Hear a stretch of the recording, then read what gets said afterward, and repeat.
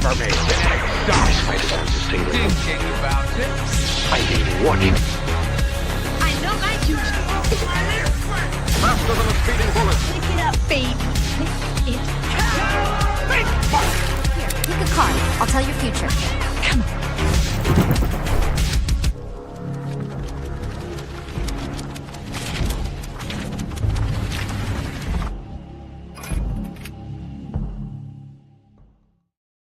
Excelsior! Welcome to the Comet Spot, episode 2. I am Ricky Van. It is August 26, 2026.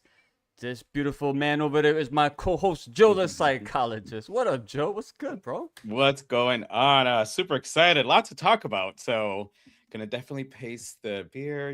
Make sure tonight we don't go at the same fast pace we did on episode 1. I'm gonna fix that beer, son. Yo, speaking of beer, bro, I had this beer.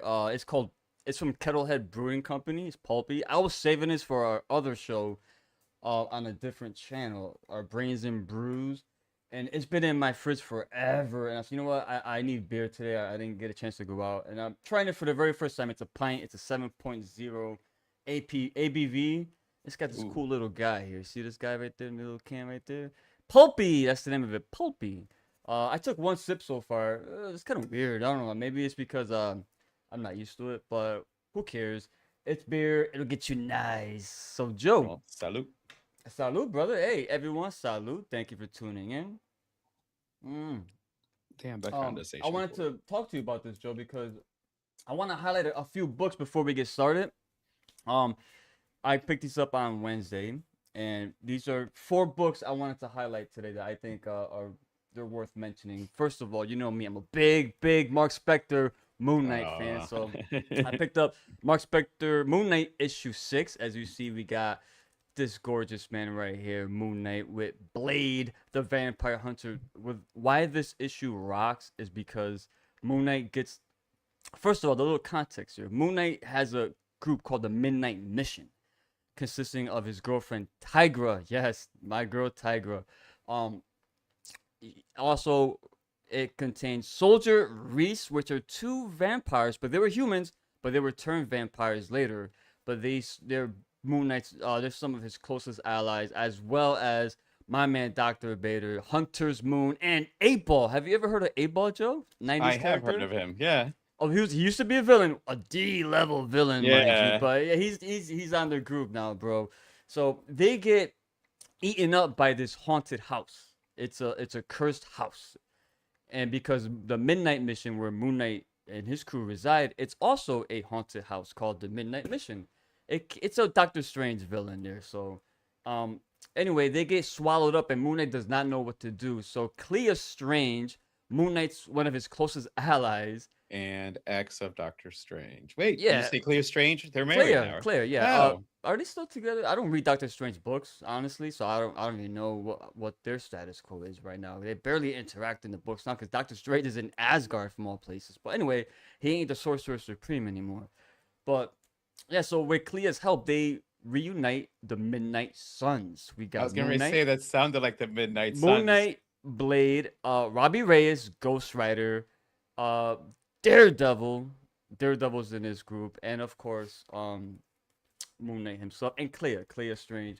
And what makes this awesome is like Moon Knight. Nobody on that team besides Clea likes Moon Knight. They all hate that motherfucker for various reasons. But I wanted to highlight that because that issue was very good.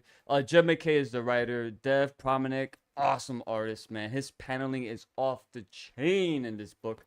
So I would definitely recommend starting with that. Well, it's hard to get into, even though it's issue 6. This is a run that's over 50 plus issues now. They just keep relaunching it with the same creators. But anyway, another one, of course, Absolute Wonder Woman, bro. Absolute Wonder Woman. The reason why I point out this book here is we're going to talk about this character a little bit later on in the show. Absolute Cheetah, Barbara Minerva. How you say your last name, Joe? Minerva, right? Yeah. Barbara was... Dr. Minerva is one of Diana's closest allies in this book. And finally, tragedy strikes, man, and she gets kind of fucked up in this one, so she becomes the Absolute Cheetah. We don't get her full reveal, but she does transform, and she makes a pact with an ancient god that turns her into Cheetah. It's a bit different than the mainline, obviously, because it's absolute. It's all different. Yeah. That's what makes it great. They take chances. Not everything is regurgitated to be the same. And when I show you this character later, Joe, I don't know if you got a chance to see her yet. Pure body horror, brother. So that was not revealed here. That was revealed in Comic-Con. Again, we'll get into that. This book here I just read today. It's from Robert Kirkman. You know him, right? Walking Dead, Invincible, among others. And a writer called Joe Casey. If you're not familiar with him, he tons of X-Men work. It's called Terminal. It's a brand new issue 1. What's great about this book is Kirkman is so hyped about it because when he came up with this concept, it's gonna be so grand. It's not gonna be a book where like, all right, it's gonna be 12 issues and we'll see if it gets picked up or if we decide. No, he has the long game in mind. He wants to create another Invincible. So just like Robert Kirkman, I mean, he created the story. Joe Casey is the main writer, so most of all the dialogue in it is from Casey. I just read it today. It's okay so far, but I don't expect it to jump off the gate. It's gonna be long running, meaning there's gonna be a lot of world building, a lot of characters, a lot of mythologies, and I will tell you, man, they promised a very violent and visceral book, and there is violence in here. But what's nice about the violence, God bless you, Joe. Thank you. What's nice about the violence is in this book, it doesn't feel pervasive or gratuitous just for the sake of having it. It's done in a way where it's letting you know, okay, this is what's to expect. If you can't handle this, you might not enjoy the rest of the book. And off the bat, too, they show you that, okay, just like Kirkman, we're not going to play it safe. Anyone could take it. As far when I say take it, I don't mean sex. I'm talking about, like, they get fucked up. So the artwork is by Andy Kubert, by the way. And what's great about this Like him.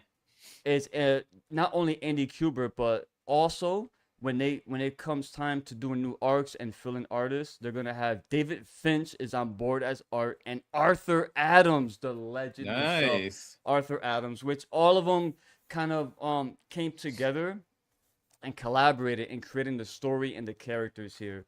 So yeah, it's a wraparound cover, but I don't want to show no pages because I don't want to give out spoilers. But it's called Terminal. If you want to jump in from the beginning, definitely do it now, because with these books, especially the way media is now, they're always like Hollywood is always looking for comic books and graphic novels now. Yeah, so and this one I haven't read yet. It's from Ignition Press. Ignition Press is an indie company where they do a lot of horror-based stories. I picked up a few of their books. Some are really good, and there was a couple disappointment ones, but overall they got a pretty good track record with me. But it's called Sicko. Me and Joe, we're Sicko. I love the name already. I don't know much about it. I don't like to dig too deep into it, but all I know is I'm gonna read the blurb in the back. Valentine Virago has always struggled with her health. Her rare autoimmune disorder has defied all treatment and classification. You see, Valentine can take your immune system and weaponize it. What would just be a normal sneeze to the rest of us, she can turn into a projectile of bloody miasma just as a start. So essentially, she could turn her boogers into fucking lethal weapons. And kind of weird. It's just sneeze before you give that story too. I saw that cover.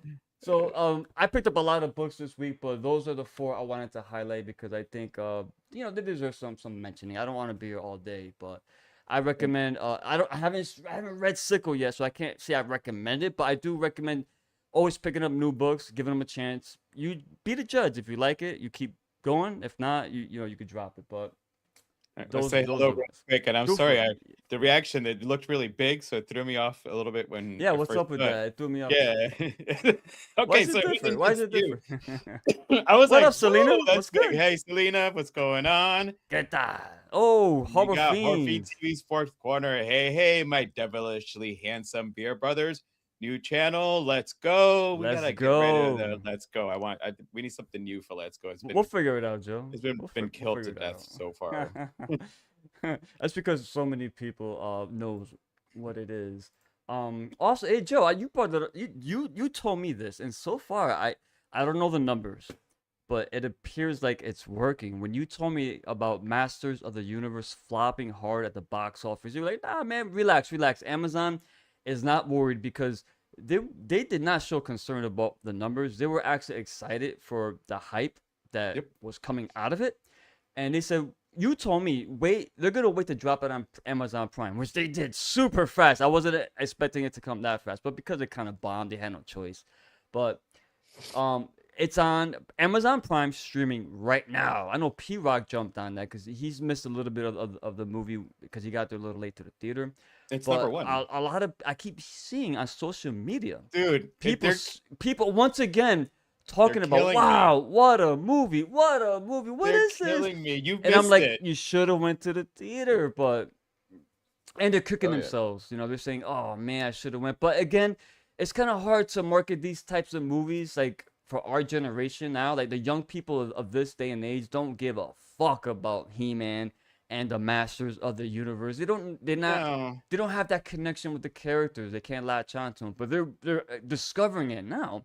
And the movie was genius by not playing it straight. Like they didn't take themselves seriously. They gave us like what, Jim Bro Skeletor, for example. They released an action figure of this character, of this version of Skeletor. It's blowing up. And so next to Barista Skeletor is gonna be coming out soon. It has to. And guess who's gonna make all that money?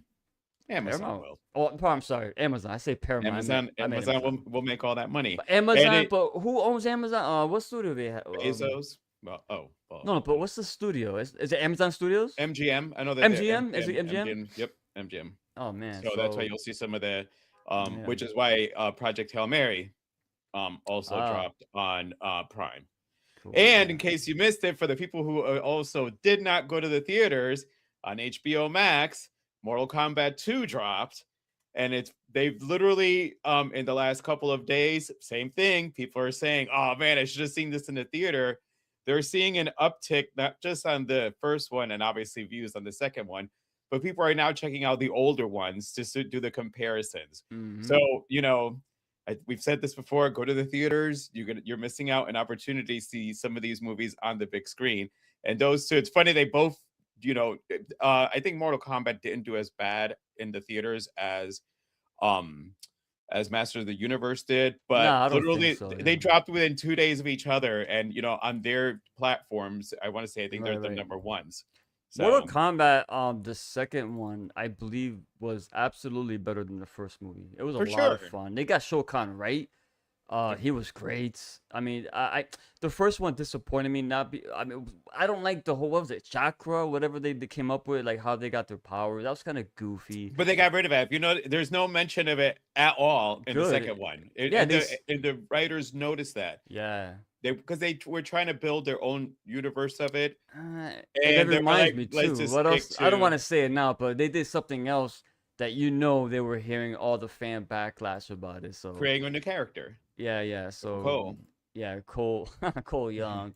But I love the Cole original Young, because Star Trek, my yeah. favorite character is Cabal, who debuted in Mortal Kombat 3. But he was my favorite part of part 1. He was great. The visual, the makeup, the costuming was great. I think the voice actor, you watched that show Manhunter, right? The actor who played Charles Manson voiced Cabal. Not the actor who played him, but the voice actor. But then they go ahead and kill him off in the first movie. And then I'm like, oh man. And they killed Kano too, and they brought him back for the second movie, but they can't bring back Cabal as a Revenant. So whatever, man. So yeah, going there, I'll be a little honest. I went into that. Oh shit. A little early for this, sorry about that. But they went into that movie already, like, but I think overall it was very fun, highly enjoyable, super graphic. The violence was over the top cartoony, but that's how Mortal Kombat should be. So yeah, go watch Mortal Kombat 2. It's out now, right? You're saying, right? Yep. On Prime. HBO Max. Oh, HBO Max. HBO Max. And then Prime has Master of the Universe. Masters of the Universe. All right, but my brother. All right, well let's transition to this because from the big screen to the comic book, to the page, right, to the graphic novel, whatever you want to call it, trade paperback, floppies, omnibuses, you get the whole deal. Let's talk Absolute Batman, Joe. Joe, in case you don't know, Joe is a massive Batman fan. I mean, Joe swears by the character to the point where he'll fight you if you say anything wrong about Bruce and his world.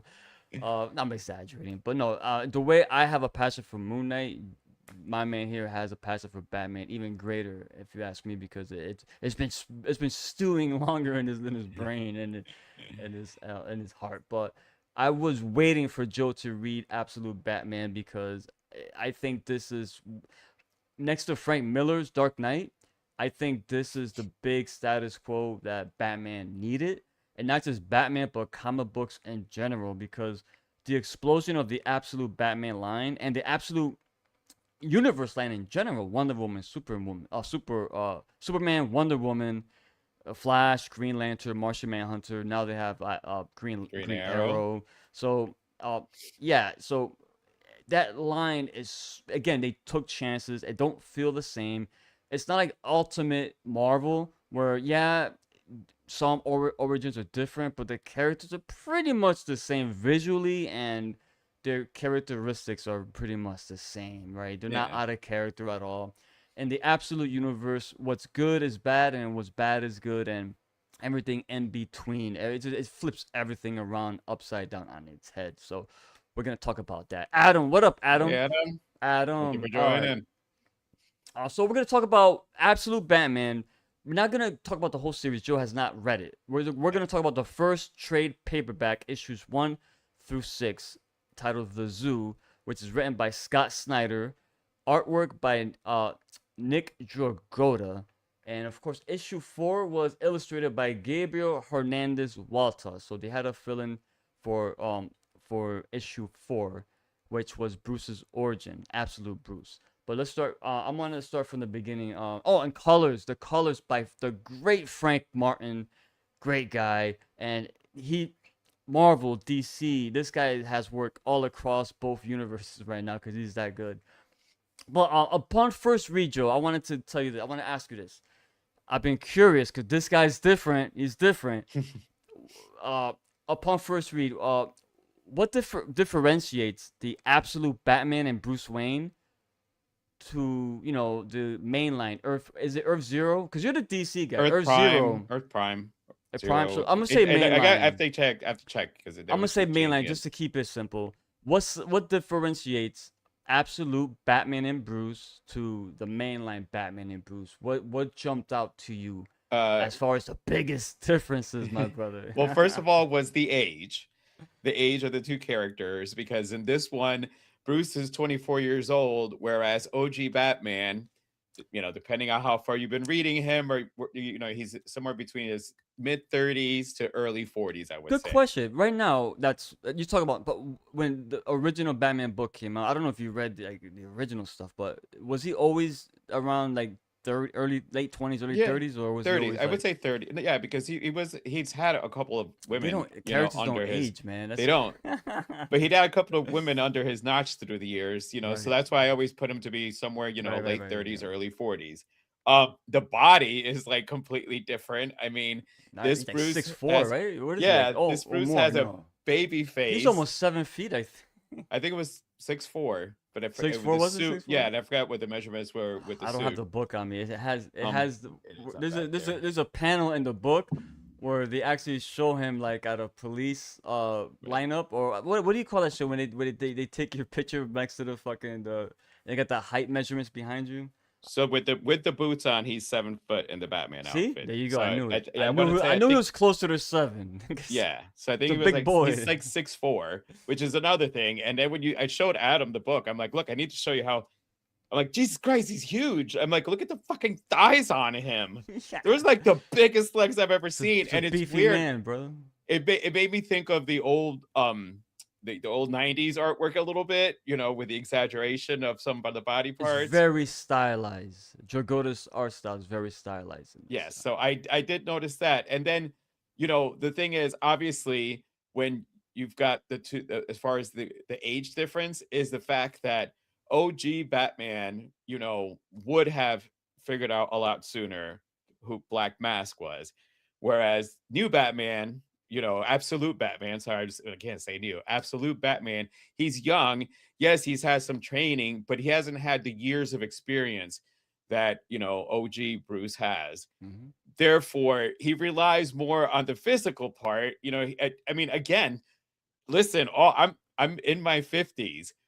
I would go into something physically a lot more differently if I was 24 years old than if I he's a was bruiser. 50 years old. He's That's a what I'm bruiser, saying. yeah.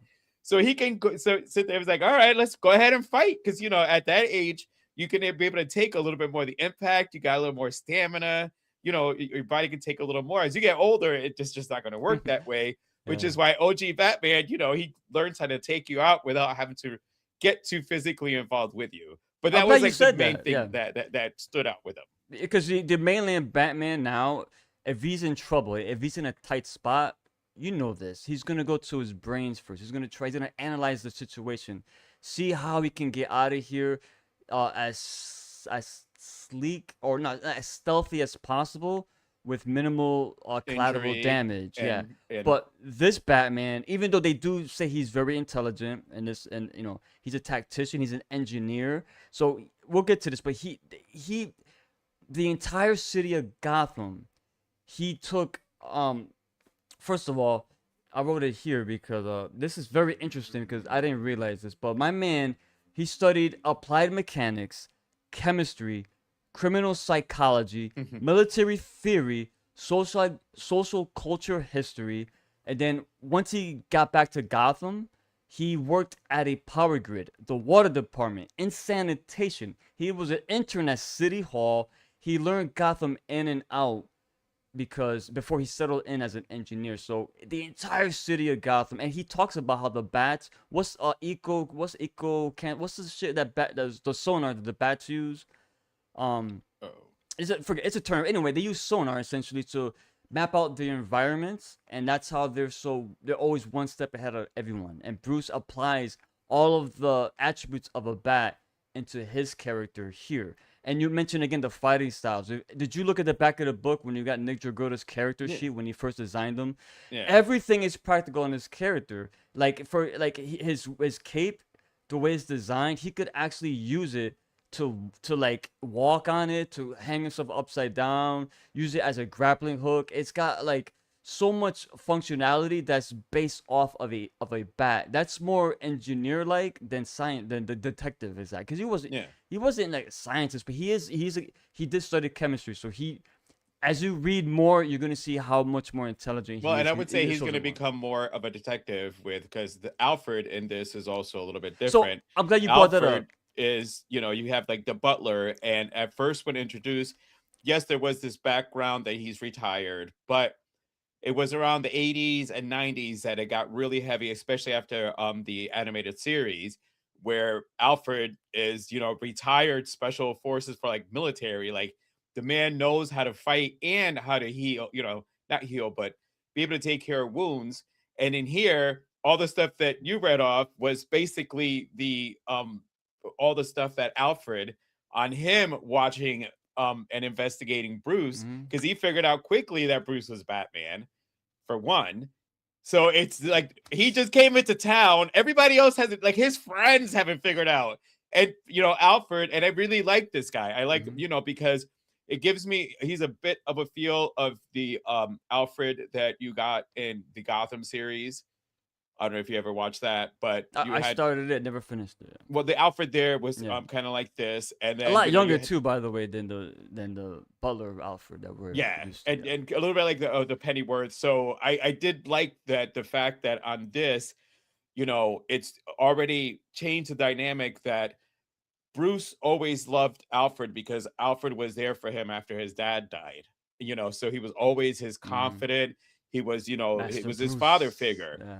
Absolute Batman has, you know, they have to learn to now trust each other, and he doesn't, you know, off the bat he doesn't trust them, but he will after he takes care of him, you know. So that's what I see is going to come as far as those two, the way that it ends when he goes, I'm staying here, and he's gonna, you know, sew him up. But that was the other difference I also noticed as far as Alfred. I'm glad you brought that up. I was gonna ask you, because I asked you the difference between Batman and his mainline counterpart, and Alfred was my next question, because that's a huge departure from the you know, the old, like, you know, I mean, wise man. He's Batman's wise man essentially in the mainline books. Well, not anymore. He's gone. He's dead. But you I know. Yeah. I gotta find those. I gotta, if they sell those as a yeah. I'm gonna have to get those. I like it. In issue 4, I really do like how they kind of told you how Batman like transitioned from like young Bruce Wayne into the Batman he is now. He had his own costume to start, but it was all theatrics mainly. He was like, enough of that. Then he starts training and he's learning, like I said. But what did you think of Batman's origin in this universe? It's a bit different because his mom, Martha's alive. She is a social worker by trade. She's also becomes Commissioner Gordon's the mayor to start. Let's say that, and then she becomes like his stand-in in this. And then his father was a teacher. That's what his dad was. So they take like Bruce Wayne won a prize in school, in order. It was like this. I don't know. It was for the bridge thing. A 5th grade competition. They wanted you to design a bridge, right? As an engineer, design a bridge, but have it animal themed. And Bruce picked the bat, obviously, because what happens is when he wins that competition, his dad, the teacher, he takes him and his friends being a young Selena Kyle, Edward Nigma, Ozzy, which is the Penguin, Harvey Dent, and Waylon. What's his last name? Waylon Jones, is it? Not Waylon Jones. What's his last name? Oh, Jesus Christ. Who's Waylon Jones? Anyway, Killer Croc. Waylon. Killer Croc. They go to the zoo, and then there is a shooter. A shooter goes rampaging throughout the zoo, and his dad, Jonathan. Not Jonathan. Think of school shooting, but taking place in a zoo is basically what. They didn't want. They just did not, upset. Which is understandable. To give him that origin. A school shooting took place in a zoo. Yeah. So Thomas Wayne took Bruce and his friends and locked them in the bat exhibit, and then my man Thomas Wayne took a bullet and it ended his life, and Bruce got traumatized for it, and his origin goes from there. So I don't want to say too much more. I'd rather have you tell us. So how did you like that? Well, I mean, let's be honest. Snyder was involved with the New 52 Batman, in which he changed the origin of, yet again, Batman. So he had to come up with something a little bit much better. I did like the 52, what he did with Martha, and that Bruce died and Thomas became. But with this one, it felt fresh. I mean, as you said, it out of anything that I can really say is that it's really hard to start something from a first issue, give it a new origin, and then not feel like you're just reading something rehashed.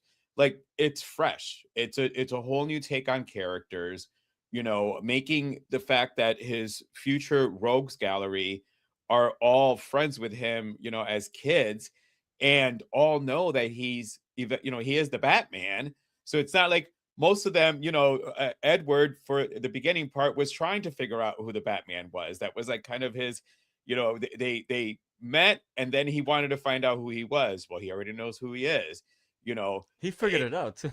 He did. I mean, he did already say, yeah, I already figured it out. But still, it just gave it, it's a whole. It just feels fresh. Yeah. It doesn't feel like okay.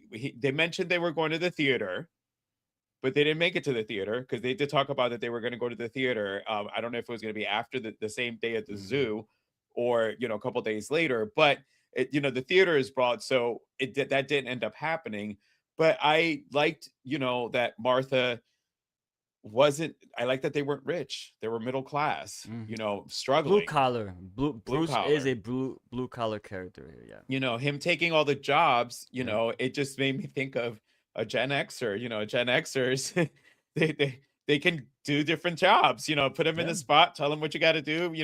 Give them the material they need, and they will, elevate in that job, and they'll get bored and get another, figure out another trade. I'm glad you brought that up too, because the one thing about the absolute universe that Darkseid had created, he created a world where the heroes were at a disadvantage.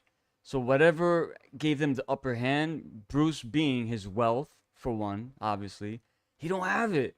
Everything is earned. Bruce Wayne, everything he has now. What up, one? Am I early again? You right on time, brother. You always on time, brother. So everything Bruce has, he's made it himself. again, the whole entire Gotham City, he knows it like the back of his hand, in and out.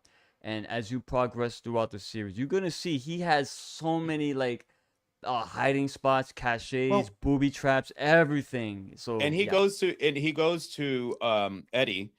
to help him with the technology, Mm-hmm. and he sees that Eddie's got his own little lab.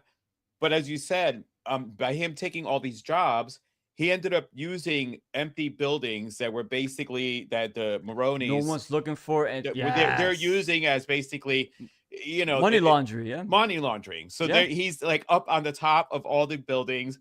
I thought it was cool when Alfred put it all together that the outline was the bat, that Yep. all his spots. So he's basically What did has he got say? them He all. said something like I should have like what was it? I forgot the verbiage, but yeah, when Alfred grabbed a map and he pinpointed every single location that Batman had like some sort of like stash house or cave or his little area where he secludes himself. It all it's all forms of bat on the map. Yeah. Oh, that was cool. That was pretty cool that we did that. No, PKFC. No, there was no fights last week. No. Last night, no. You talk about P-Rock's channel? Kind of worried about getting into another title. Last time it was Green Lantern and turned into the Color Corps, and then 52. That's like 600 books. What's that, Joe? What you familiar with? I never see. I'm DC. I'm pretty into now, but I don't know. I don't know. Let me read this again. Give me a second. Hold on. No B. What's BKFC? Anyway. Fights. I think he meant to say UFC fight, but he's the BK must be big. I don't know. I think. Okay, I understand what you're saying. So, all right, you're saying you don't want to get into a book that's gonna last a long time, and you're gonna end up with 600 books. So that, hey, man, I don't know about 600, but and as far as on the I Green prefer Lantern long Corps running thing, titles. Yeah, I do too. I mean, I hated when once it you keep part of the reason that even though we'll be talking about X-Men, that I kind of didn't when I went back to comics, didn't go back to X-Men is because it wasn't a continuation with the books. They started with another, I think it was like X-Men had its like third or fourth iteration now, and I'm like, why? Like, couldn't you guys just continue? I get like I don't get why canceling it, and now some of the series are going back to what would have been their chronological number. And I think it started with Action Comics, I think was the first one, Action or Detective. And then I know the Flash did it. I think those are still on the original legacy numbering, aren't they? No, not for that. Not I think Action.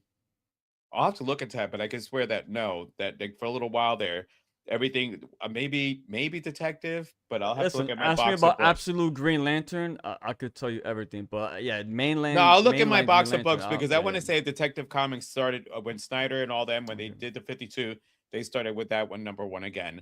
But anyway, yes, the Hold on one second. Let me just finish this because bare knuckle fight. No, I don't. Bare knuckle fighting champ. I don't watch that. Unfortunately, I don't follow it. I'm gonna grow growing up and get that trade paperbacks and I have full comic book. You know what?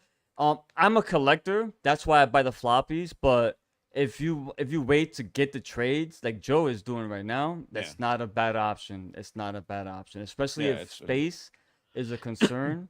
I wish I could do that.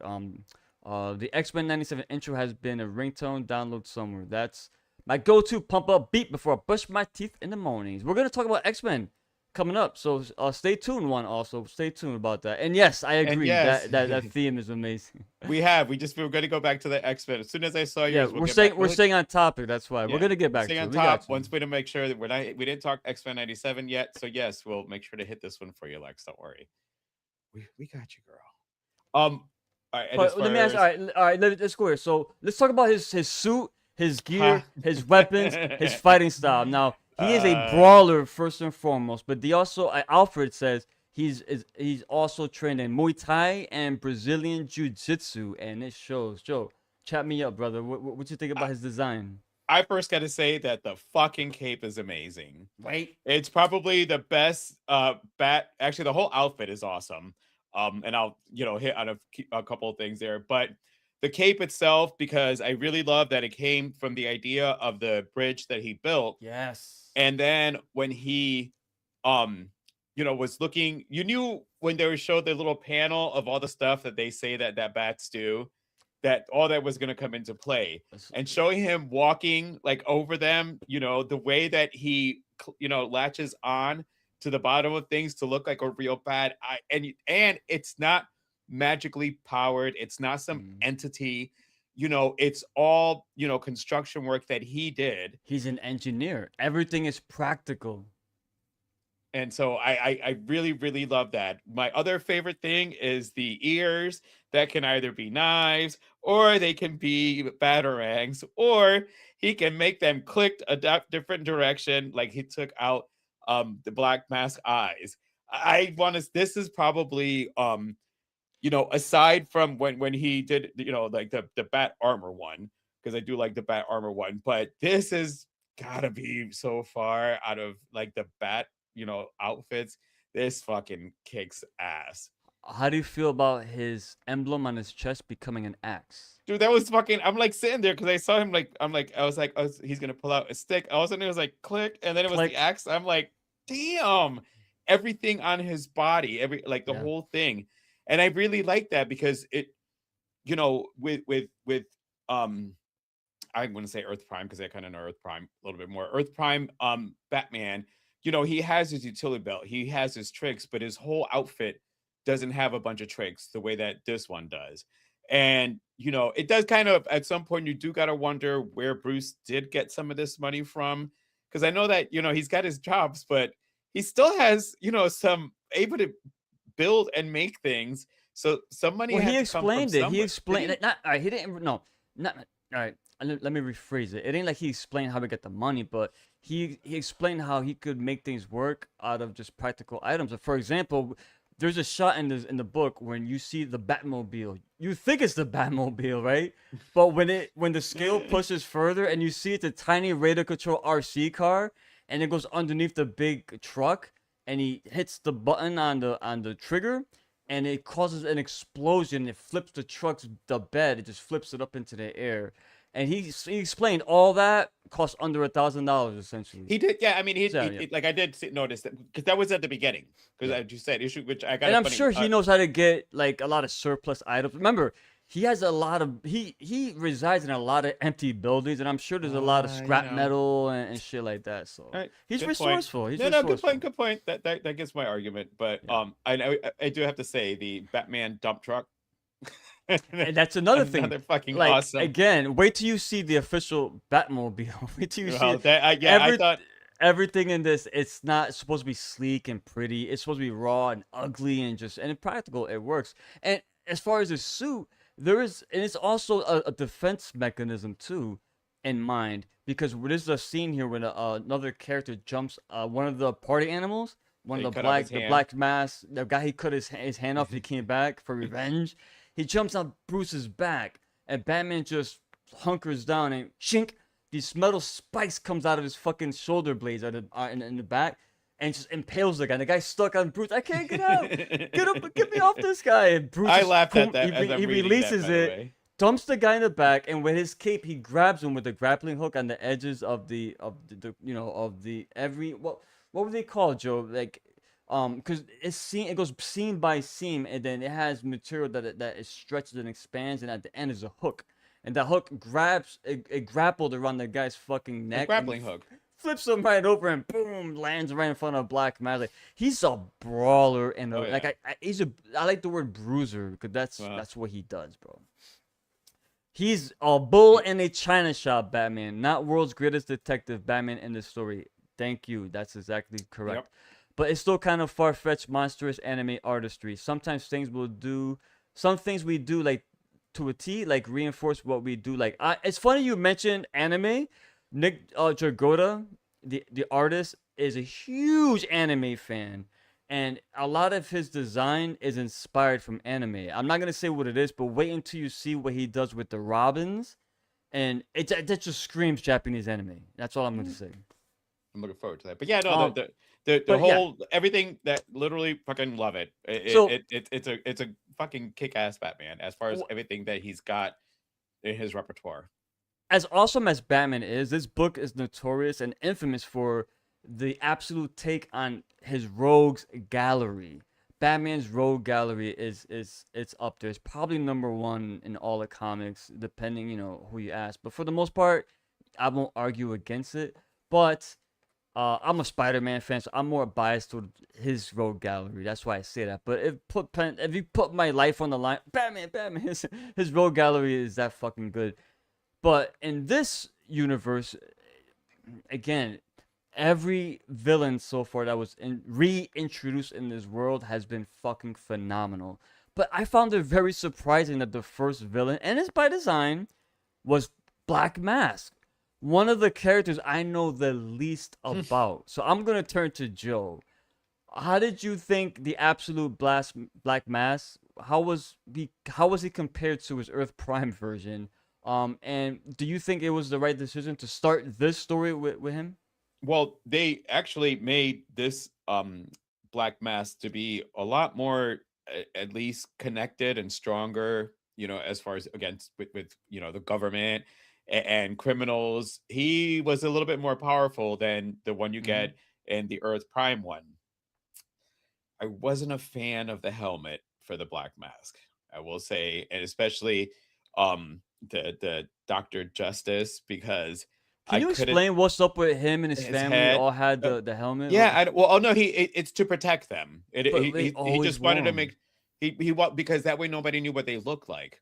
Right. Think about it. If people knew what your family looked like, and you're in a place of why power, did the DJ and the kid have they had they looked like a Twi'lek? They had tentacles. I thought it was. Was that part of the heads. mask or? No, I don't know. That was the only part I didn't like. Yeah, it was Doctor.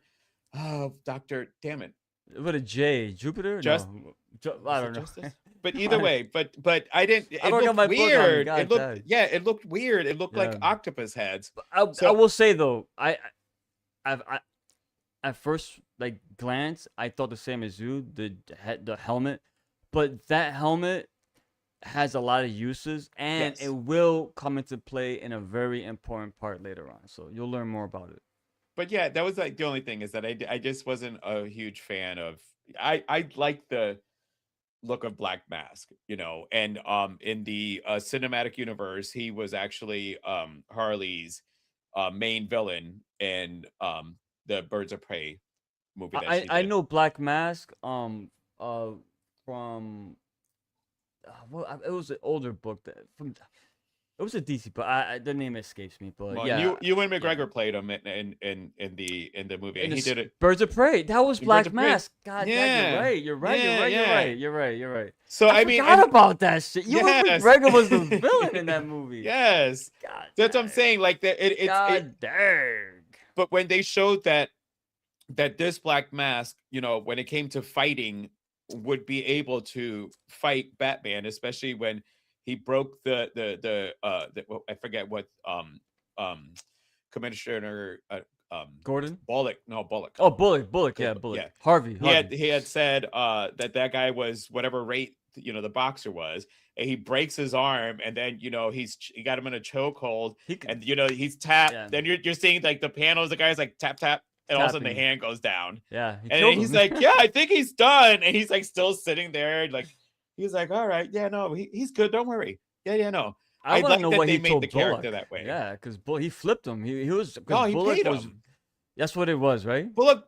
I don't know. I've always found. I think in almost all the Bullock's always been the one character that is just. He's never really been a good guy. I found him to be always easily bought. Yeah. Just what were your standout moments in this book? So hold on. Sorry about that. Give me one good one. What you got? Actually, I gotta tell you, it's more of a funny one. All right, good. Because that's fine. On issue 4, when it's basically his second mission, because he had done the first one and he used the gun, he didn't want to use the gun anymore. Everything went wrong, and then they were showing him. So he was stopping the Orange Blossom special. That's Florida. Literally, when it all goes down to Florida. So I'm like, oh, so they must take the Orange Blossom Trail. it must start there. Which Oh yeah, to OBT smuggle the contraband, right? That's what it is. OBT in Orlando has a really Oh, bad so you recognize reputation. all that, huh? Yes, that's why I thought it was fucking hilarious. So I go, oh great. Oh, So shit. Black Mass's main like office is here in Orlando Mm-hmm. somewhere. You know, this is or not because it wasn't Black Mass, it was somebody else. Either way, it was, you know, it's based in Orlando. So I thought it was funny to see, you know, the Orange Blossom special, which is basically a gang name here in Florida. And so we got a shout out in there, even though I'm not Pretty from cool. Florida. I just thought that was funny. But the what I as far as what I did like, the standout was that you also did get to have the scene with Bruce as a child have the interaction with the bats.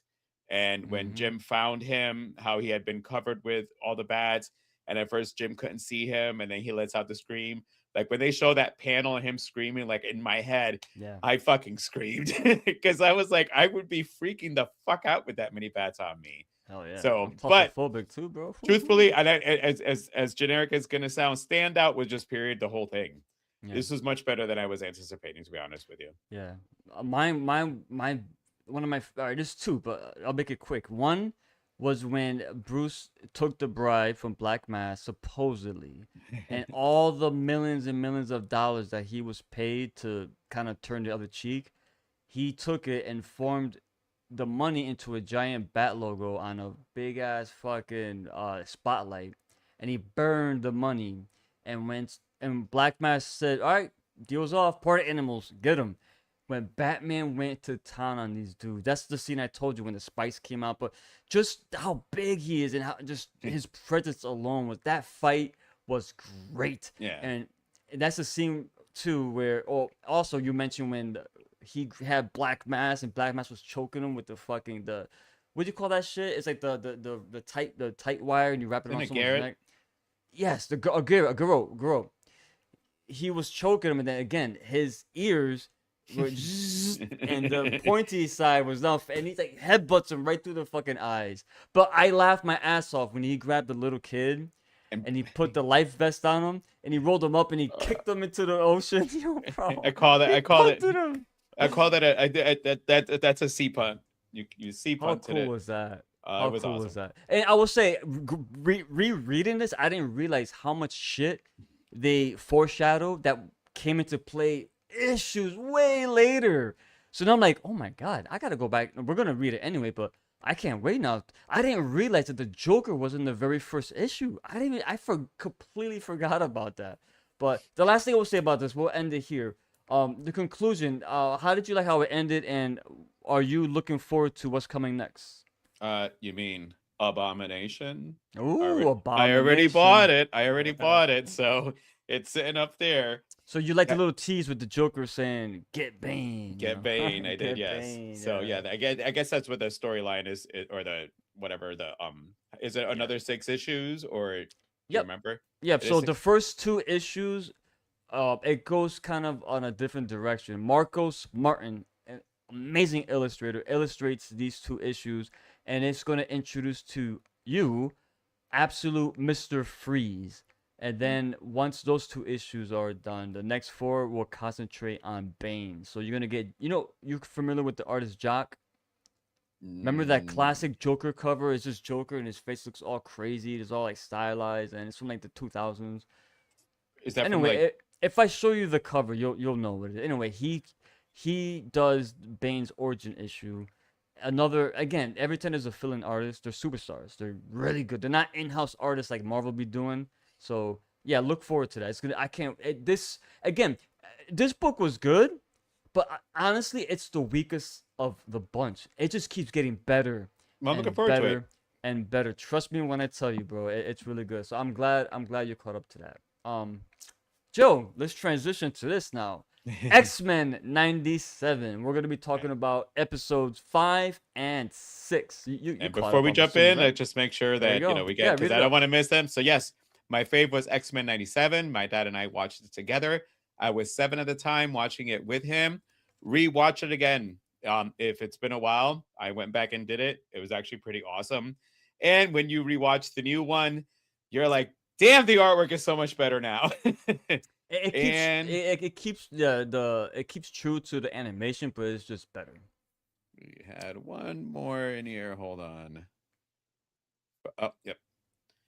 The X-Men 97 intro has to be a ringtone downloaded somewhere. That's my go-to pump up beat before I brush my teeth in the morning. You know it's good when you know how hard it is for these companies now to fight the urge to like replace something from the 90s and make it their own. But nah, man. The Newton brothers, even though they reworked it, the Newton brothers kept it as close as possible to the original. I forgot. I'm sorry. I forgot who composed the original theme, but give that man all the money in the fucking world, bro. What a memorable theme. And when you hear it, you think X-Men. I loved all the X-Men. Yeah. Are you talking about the series or all the characters? Probably the movies. He has seen. I know that you are not a fan of the Fox movies. No. Don't say it like that. There's some I like and some I really don't like. So to me, it's hit or miss. But there's more good than bad though. I will say that. There is. And then I think where they fucked up is that they had no understanding of continuity. Once they introduced like Sophie Turner as Phoenix, that's when it just went downhill for me. Really? It wasn't that your Wolverine was 6'4" instead of him being 5'2". Nah, because you know why? Yes, why that is. I did like Hughes, but Hugh Jackman was so good facetious. that facetious. All right, episode 5. Weapon X Lies and DVDs, which is a play off Sex Lies and Videotape. Wolverine, Morph, and an unlucky group of former rivals face Weapon X's newest experiment. So this episode focuses on Wolverine, Morph, Sabretooth, Maverick, Lady Deathstrike, and Garrison Kane. But they were supposed to be. I know you said they were rivals. They were actually. Well, I'm just reading Cable what the 6. synopsis was. Yeah, that came all right, from the actual. Oh, yeah, even that because they tried to recreate the 6-pack. Which was a rival. Deathstrike is a rival. I know, you're right. But what I'm saying, it was Cable's. It was again. Yes. It's once again that X-Men 97 is taking some of the source material, changing it around, and now they made Wolverine be a part of the 6-pack, which was actually Cable's. It was Cable, yeah, you're right. And especially Garrison, some of these members were part of the 6-pack. So now it's a good way to bring this storyline in by using the 6-pack and not having Cable be involved in it. I you see can see what they're Wolverine doing. Be part of it. I mean, it's a double-edged sword. Some people really love it. Some are not too keen on it, though. They're taking a lot of important X-Men storylines they are and jamming them into. But to me, you know what?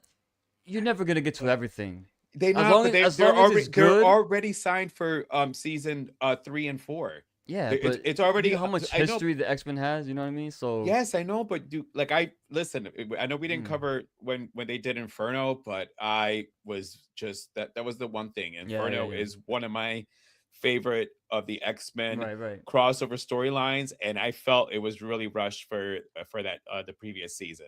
Actually, amazing previous season. It's like season 1, but I think would it be like season 8 or 9 if you go continuity. But this episode was cool because I really did like that they had Morph in this episode, and I think he is the voice of reason in this one.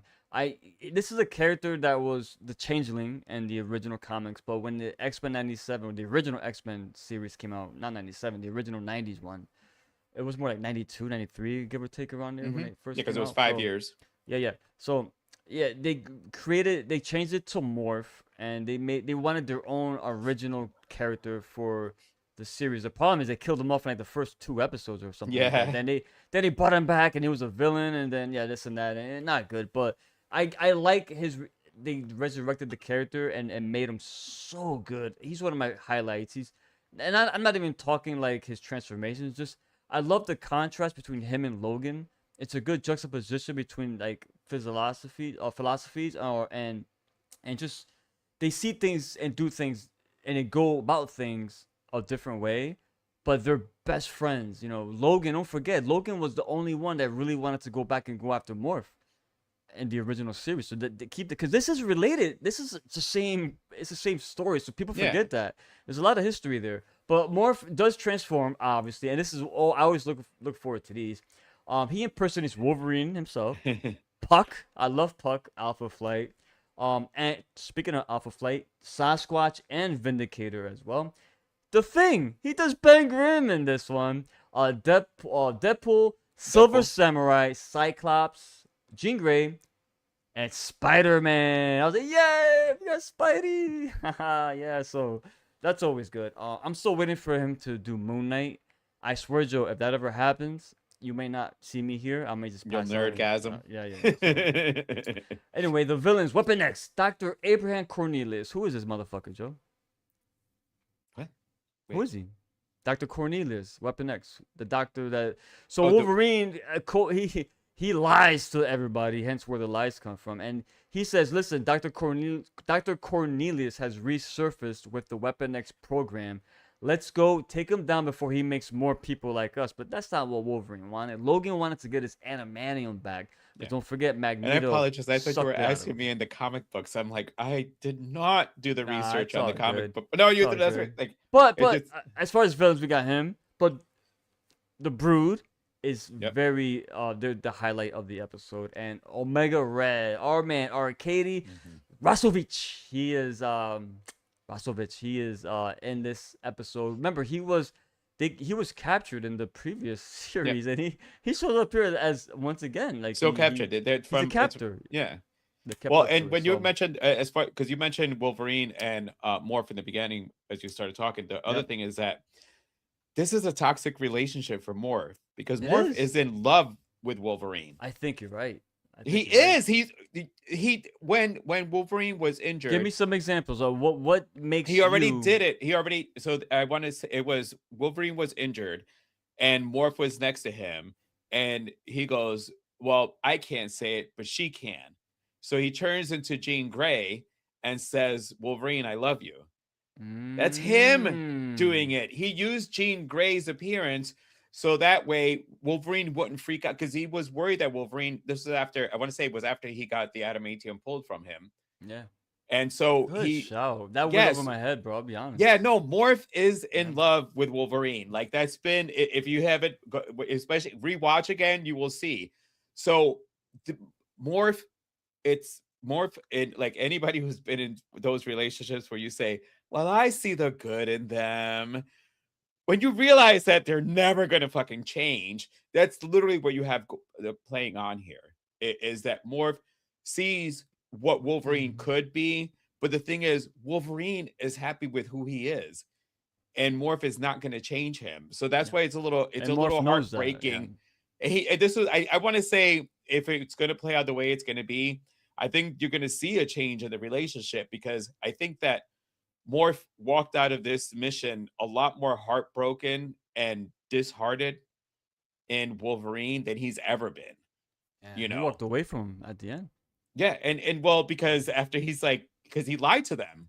Yeah. He lied to lied. the whole He fucking lied. team. And Morph You know, was always and- defending him, saying, "No, Logan wouldn't do that. No." And then Sabretooth was like, "Aha! I knew it. I was right." And Deathstrike, Lady Deathstrike, even told him because she would kept on giving him that nickname. I think it was like Topo, which was based on. I was on- wondering what the fuck is that?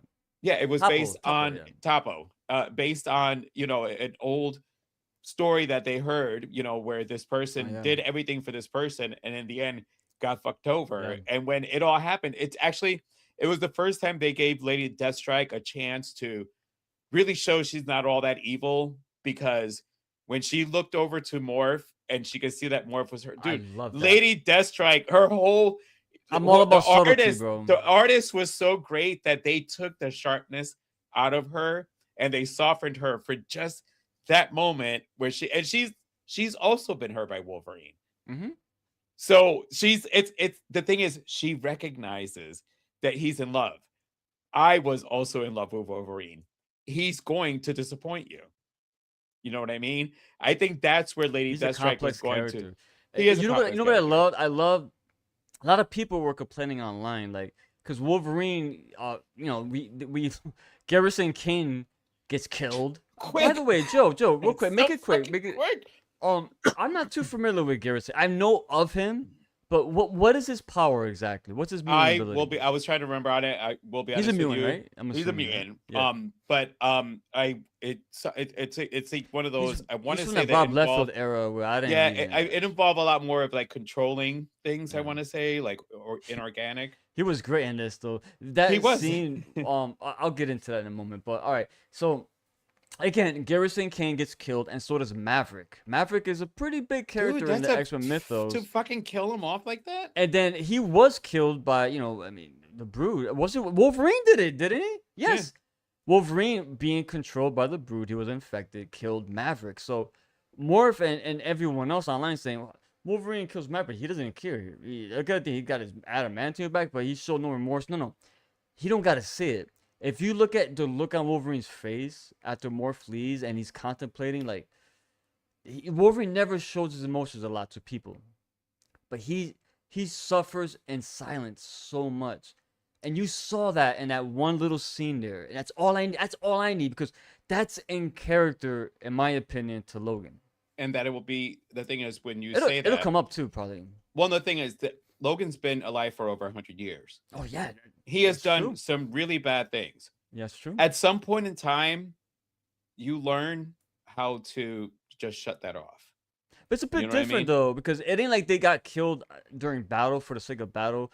They No, were there they because he lied. Because him, yes. Yeah, so But that's a here's the little other part. different, but- Here's the other part is that if this is gonna go in line how it's supposed to be, then the six pack should have known. Not actually, Sabretooth and Lady Deathstrike didn't trust him already. No. You know what I mean? The other No. two were all willingly to go in, Yeah. but it's almost as if they should have expected it. It's the six pack. They are a group of all villains. Of course, you're the one hero in your team is gonna fuck you over. You all would do the same thing to each other. You know, so I feel like it's almost as if Morph is the only person that he probably would care about. Everybody else there was expendable to him, and they probably all knew that. Morph just happened to witness that to Wolverine, people are also expendable to him. Yeah. What up, Boba Fettuccine? I love fettuccine. What up, Boba Fett and fettuccine? What a combination. What What's up? up, How you Boba? doing? What up? I think Garrison King is just a cyborg. Okay. Yeah, thank you. And I because that was also I had stopped collecting comics a little bit during that time. There's that window that I have, and it was kind of actually towards especially the end of the Age of Apocalypse, and once it came back to the X-Men, that's when I stopped for a That little was bit the there. 90s. I wasn't reading once Jim Lee really left. Like I wasn't really in X-Force, or I didn't read any of the Rob Liefeld stuff. No, I was a Spider-Man fan. That's what I was primarily reading during the 90s. But I would and the speaking of the 90s, Joe, I want to point this out to you real quick, 'cause you told me this. Mark Silvestri's iconic cover, right? Dude, right here, boom. When you asked me, when you This said was- you put yeah. on here, what is my moment?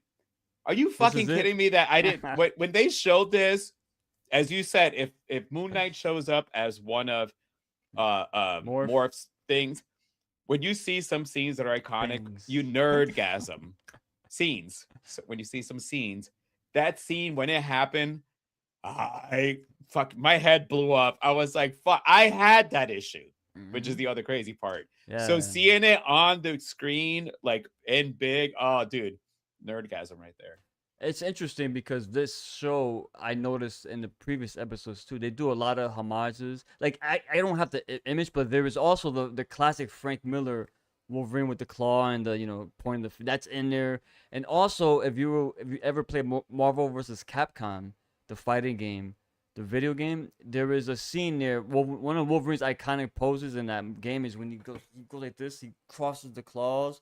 That is same exact shot was also in this episode as well. So I love how they reference a lot of famous, like whether it's artwork or anything in pop culture that Wolverine is a part of, whether it be video games or movies or other media. Man, that's pretty cool. I like that. And for Garrison Kane, he has the ability to transform weapons attached on body armor and ability to access all recorded mutant powers and use them. See, that's again. if the character was Wasted. killed off so quickly, then It was, I oh could- my god, no, like it's honestly, it was so. I looked at him as a joke character. That's the problem. And it because of sucks that. because of that, because he's a pretty, like I said. Also, not just comics but movies. Aliens obviously was heavily referenced. Maverick had the line "Game over, man." Like what the fuck? They gave Maverick the Hudson line. Of course, Predator when they're in the helicopter. They're fucking Garrison Kane is cracking up jokes and everyone's like laughing at Sabretooth like ha ha ha ha.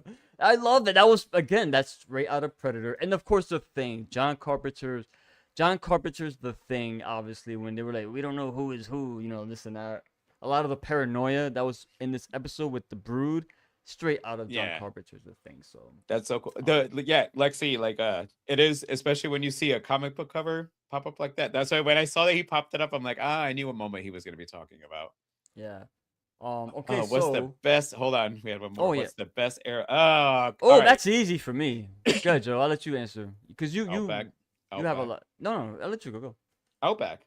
The Outback. That's yours is Outback. Yours. Yeah. Yeah. To me, it's during the Outback. It led into Inferno. Yeah. Pre that was Mutant Massacre and the Fall of the Mutants, but you had Inferno and all the big stuff started happening. But I'm going a little before that. I'm going because I think that's still stemming from the Chris Claremont era from the 80s with John Byrne. Like, just think of all of the classic characters that were introduced during that run. It's incredible. Every issue felt like it was introducing somebody. And then even if they had like the Brood, the Starjammers even had a presence there. Like look at all the classic stories, the Phoenix Saga, for example. You know what I mean? They put a lot of cool names on the DVD list of the Weapon X facility. I saw Phantom X was on there. Yeah. I was looking for Laura. I was looking for my girl Laura, but no X-23. Anyone else you noticed, Joe?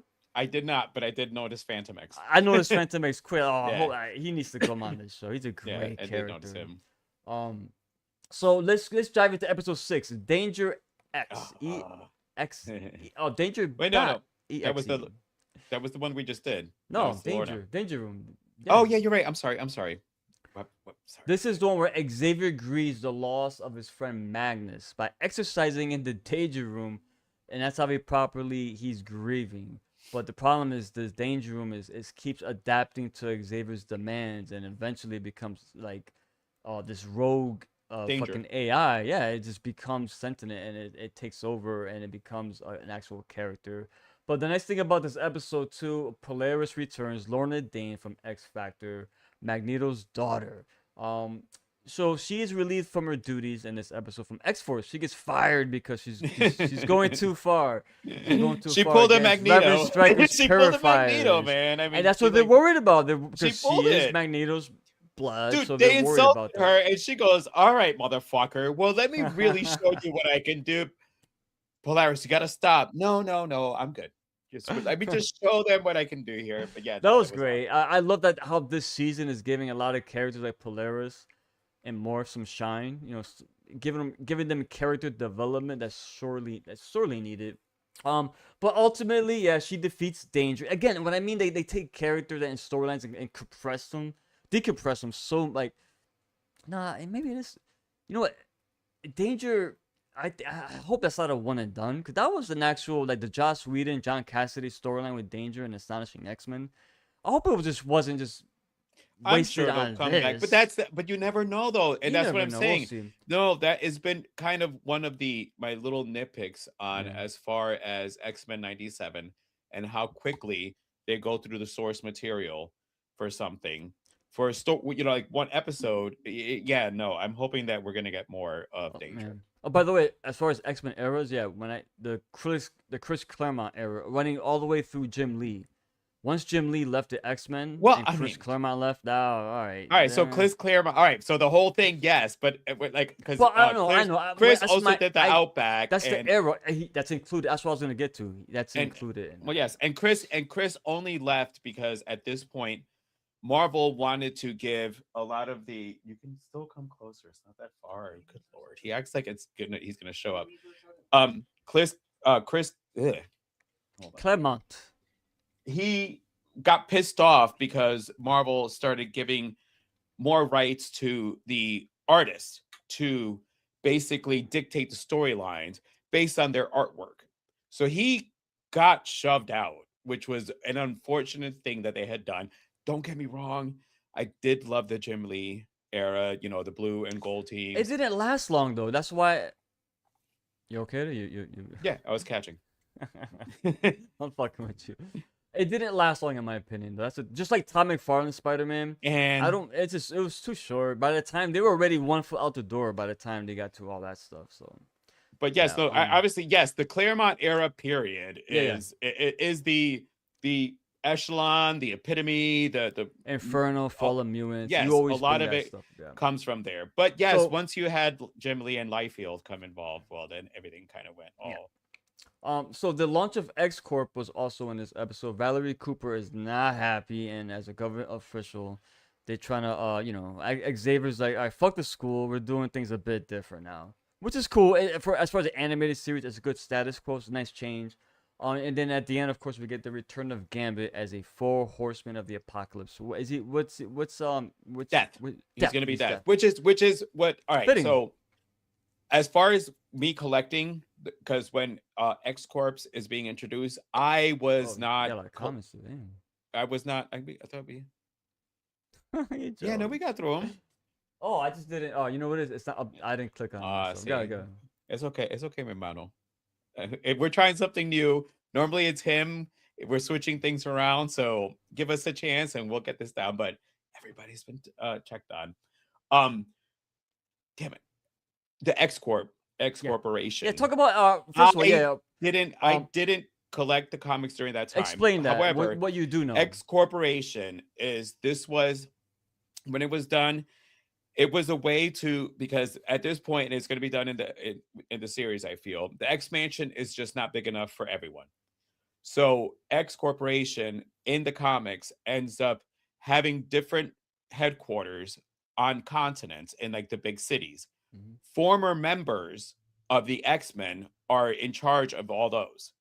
So while Professor X I want to say in here, it looks like it's going to be New York, but I think the original was actually at the X Mansion.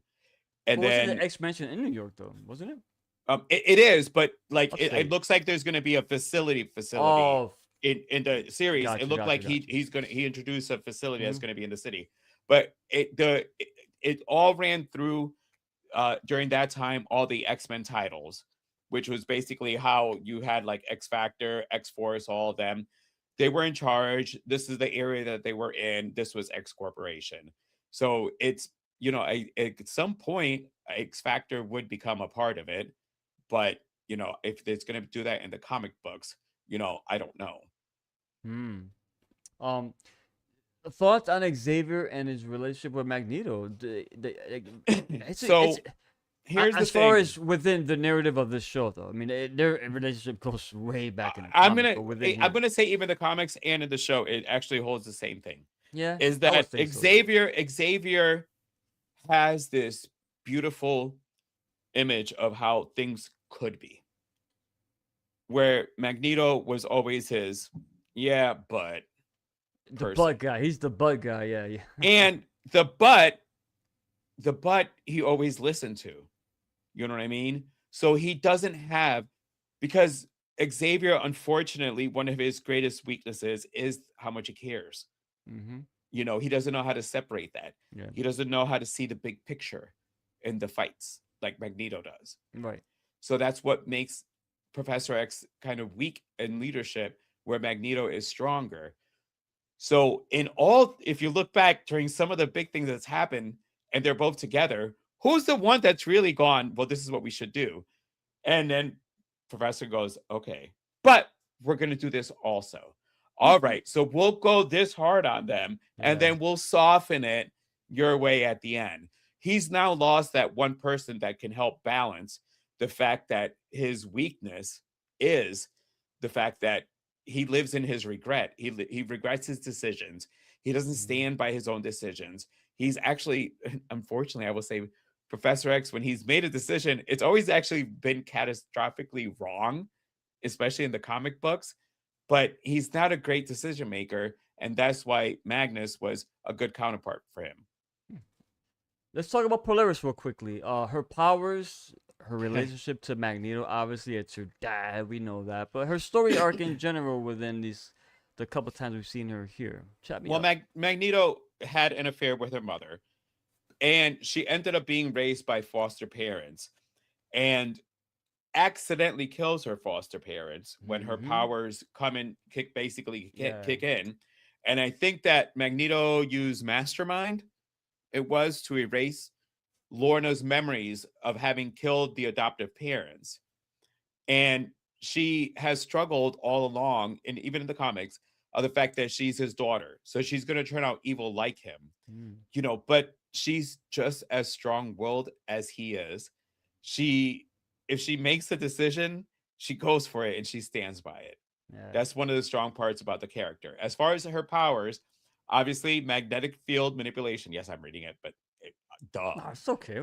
Electromagnetic spectrum manipulation and sight, magnetic force fields, pulse and flight, organic iron manipulation, which is funny because when people think Magneto and they hear that, they automatically assume it's metal. Like, that's it. Yeah, Dude, you have no idea. Earth has a magnetic field around it. So you can control. You don't understand the power. Yes, it is a very thing. Any energy absorption, partial resistance to ionizing radiation, and fast elimination of toxins and drugs. So she could probably survive in Chernobyl, I would assume, right? Oh yeah, totally. But she's That was as not planned, strong. by the way. I know she is as strong as her father. Just that she hasn't. I think with the Polaris character. I'm assuming. Well, no, I think she's just afraid. Yeah. To go full power, because in doing so, then she would be like her father. Her father goes full power and uses it for what he's going to be, using it for. With her, she just wants to restrain because she doesn't want to be compared. And she says it in here, which my moment here is when she comes to realize things. But it's like she's fucking. I loved her in the comics. Yeah, I love that when she showed up at the school, you got the old school, her old outfit. Her room was so 90s too, man. But I'm saying, you saw the picture with her old, and I'm like, dude, I'm so glad. You're seeing the X-Force outfit, yes. But you're seeing the old outfit that she wore when she was, because she joined like early on. I think it was like issue 48 of Uncanny X-Men. So she's been around like she's literally been around she has a long history with the X-Men. Speaking of outfits though, hold on, let's get to this. Good. X-Corp was a mirror of DC's Justice League when they lived in the moving robot head thing. It was more political versus business.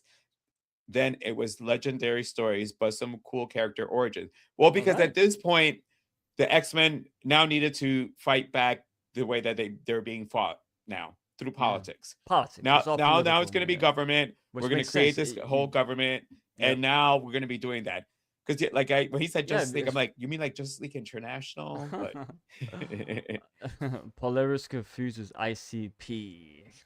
What's ICP? Insane Clown Posse? Is that what you're talking about? So when I hear Polaris, I think of Megadeth.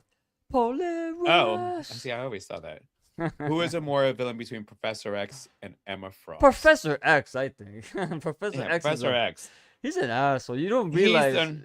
I don't know, man. Like Emma Frost. I mean, we're talking about the 80s, obviously. When she was in a Hellfire, but I don't know. I mean, she was part of the reason that Dark Phoenix got, that Jean was able to get manipulated by the Hellfire Club. At this point, how many years is it? More years as Emma being a central heroic X-Men character than Xavier was a heroic X-Men. And now that you bring that, now that you're asking this, that is another little nitpick of the fact that Emma's character has made a transformation in the comics where she's actually been more of a hero. Yeah, that's what I mean. When they showed her in the what was it? When they were trying to, was it like 3 or 4 episodes ago? Yeah, she was still a bad guy. Yeah, I didn't. She was still a bad guy. Like well, here's the thing: because once you do that, then eventually you're gonna have to, put in that Emma had a relationship with, Cyclops. Well, we don't want to mar the whole Jean. That's a good question. I'll need to kind of like simmer on it a bit. Yeah. So here's the thing: if you were to look at, There's if a you were to reason look at why the X-Men don't like him right now. In well, no, the modern thing is, if comics. you were to look at both of them, at least with Emma Frost, you know what you get. Xavier's a lot of hidden Like truths, Emma, lies. yes, Emma, you know she's a bad guy, but the thing is, Emma wants to be a good guy, but Emma has no problem on going back to her bad guy No, and parts. she- Whereas yeah. Xavier's is more He's a fucked up. manipulator. He'll manipulate you. Yeah. Yeah, that's the Yeah. thing with him. Gotcha. Oh, Insane Alright, Clown listen. Patch has a line magnets. How the fuck do they work? If Polaris tunes the magnetic frequencies, she will blow ICP's minds. Only one will bring in the Insane Clown Posse, bro. They're still around? I think they are, right? I think they are. Is Xavier worse than Mystique? Oh, I don't You see, can't. see Mystique That's is another one. more of Mystique a, is the Mystique is more of she's like ah, she's yeah, definitely yeah, about she's herself. out for herself. She's not like trying to like take over Yeah. the world. See, that's how I No. view Magneto. I never saw Magneto as a selfish person. Magneto isn't doing all this treacherous shit for his own personal gain. He really believes in what he's fighting for. I He's believe just doing him it too. in a more aggressive way. And I agree. you know what I Sometimes mean? So- you can't be a pacifist. There's a reason why when Xavier people and are Magnus were fighting. best friends. Like, they love each other, but they got different views on how to go about things. But another good question there. But Joe, Gambit as a horseman, and what are we looking for next? Like, I know they hinted at the Apocalypse. Obviously, he's coming back. Gambit is his new horseman in death. As far as future episodes too, what are you looking forward to? And also, bonus question at the end. You could actually no, I'll answer that first, and I'll throw this in there. Good.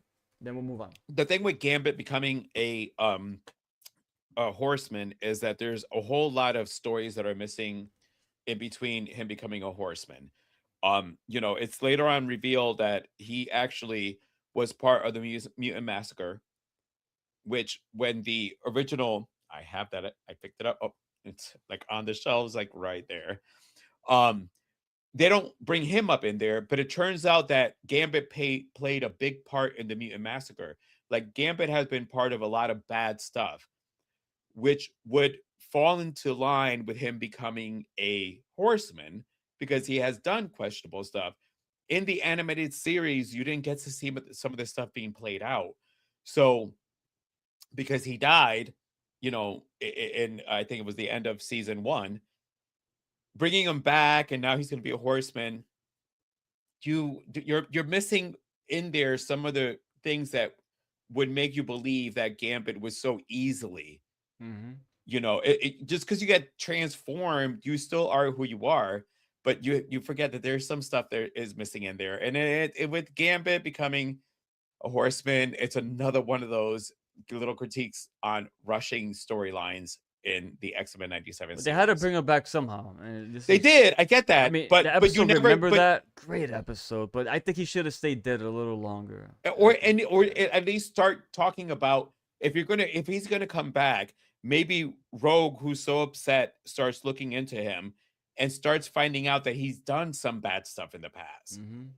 Like maybe even if you're gonna rush it, do a little sequence of all, including him in the Mutant Massacre, including him and all these things, so then it could make it, I'm trying to think of a smart word, but like what him becoming Death would make a lot of sense.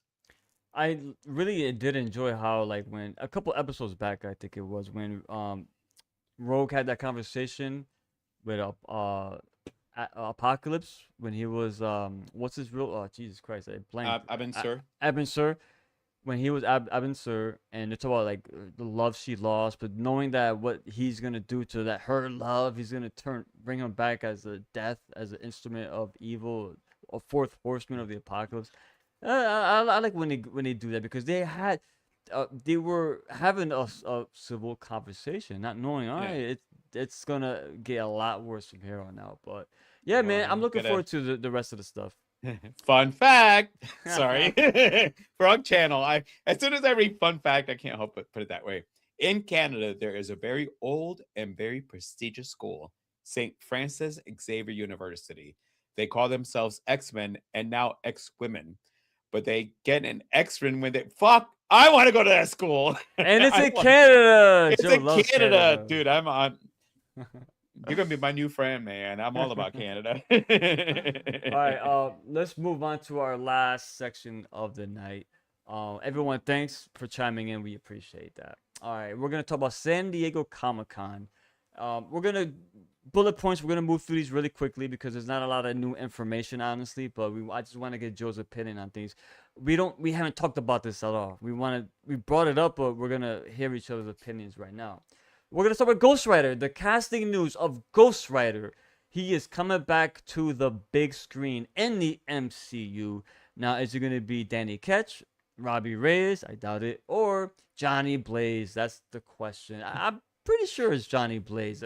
But Ryan Gosling is gonna play Ghost Rider again. Man. It's either Johnny Blaze or Ketch, but I think they're gonna go Johnny Blaze. They're gonna go classic. But Sean Levy is the director. Very polarizing. Where do you fall on this, Joe? Are you excited with this news or are you No, worried? because I'm not. Listen, and I'm because of any PC part, I'm not. But I don't like Ryan Gosling. There's just something about him I'm not a fan of. And I know that girls are all crazy about him, but he's kind of weird looking. And when the thing is, there's something about his face that's weird looking to me.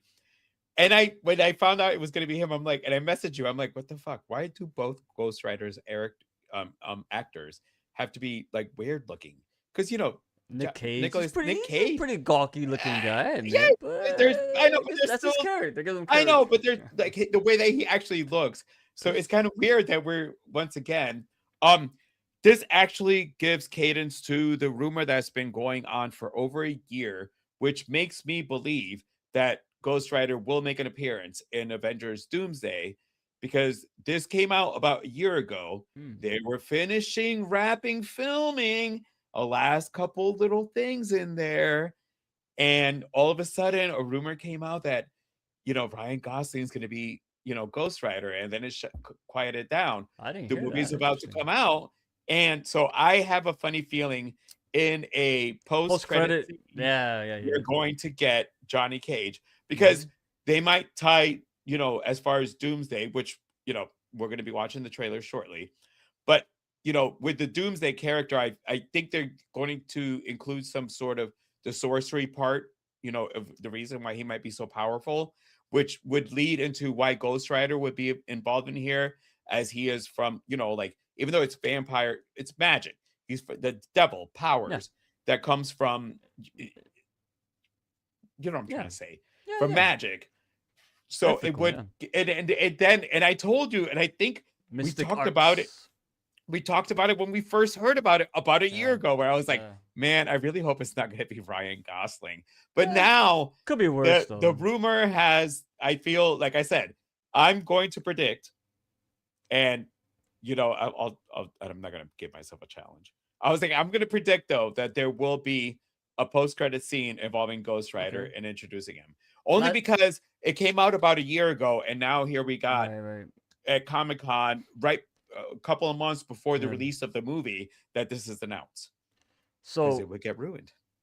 So last question on this: Danny Ketch or Johnny Blaze? Johnny Blaze. Johnny Blaze. Even though, however. But who do you want to see, as I'm asking you? Now, listen. I know you love when I say listen. I actually didn't hate the Nicolas Cage movies, to be honest with you.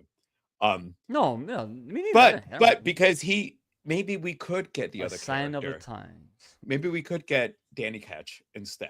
But Danny Ketch is awesome too, man. That's what I'm saying. Like, I grew up with Johnny Blaze, if Marvel wants Danny to, Ketch has some good because stuff, now that we know that Fox's X-Men are involved with Doomsday, then they are aware of Fox's Ghost Rider. So do they go with Johnny Blaze, or now just do Danny? So that way it could be Danny comparison. Because that Mark Mysterio era from the 90s with Danny Ketch, man, dark, gloomy. Then the Midnight Suns came up around that same era. So there's a lot of stories with Danny Ketch, and it's more, in my opinion, more grounded. Johnny Blaze is, again, more like mystical. It's more of fantastical. But Danny Ketch, his stories are darker and gloomier than Johnny Cage. Even the outfit is concerned. So honestly, if we're gonna do it, I would only because I would go on. You're not going to do the comparison thing, Yeah. which Marvel fans love to do. I'm sorry, I know that sounded a little shady, But I but think it's Ryan true. Gosling looks more of a Johnny Blaze to me. He does If it's actually. me, I prefer Johnny Blaze. I'm a traditionalist, and No, I I'm love gonna, Johnny Blaze. So. like if you're gonna go, yes, go. But with Danny Ketch, I Johnny wouldn't Blaze. mind. Obviously, But- it ain't Robbie Reyes. It better not be Robbie Reyes. No. All right, another big. You're not a Ryan Gosling fan, but I think you're a little bit of a fan of this next gentleman we're going to talk about. A hot, young, up-and-coming superstar in Hollywood. So, Black Panther 3, we have Ryan Coogler was on stage for this. He seemed really nervous for some reason, too. I don't know if he's always that quirky when he's like, he seemed really like, I don't know. Like, Here's the thing. Think about it. He's about to I get announce that. I get his that. next Black Panther without Chadman.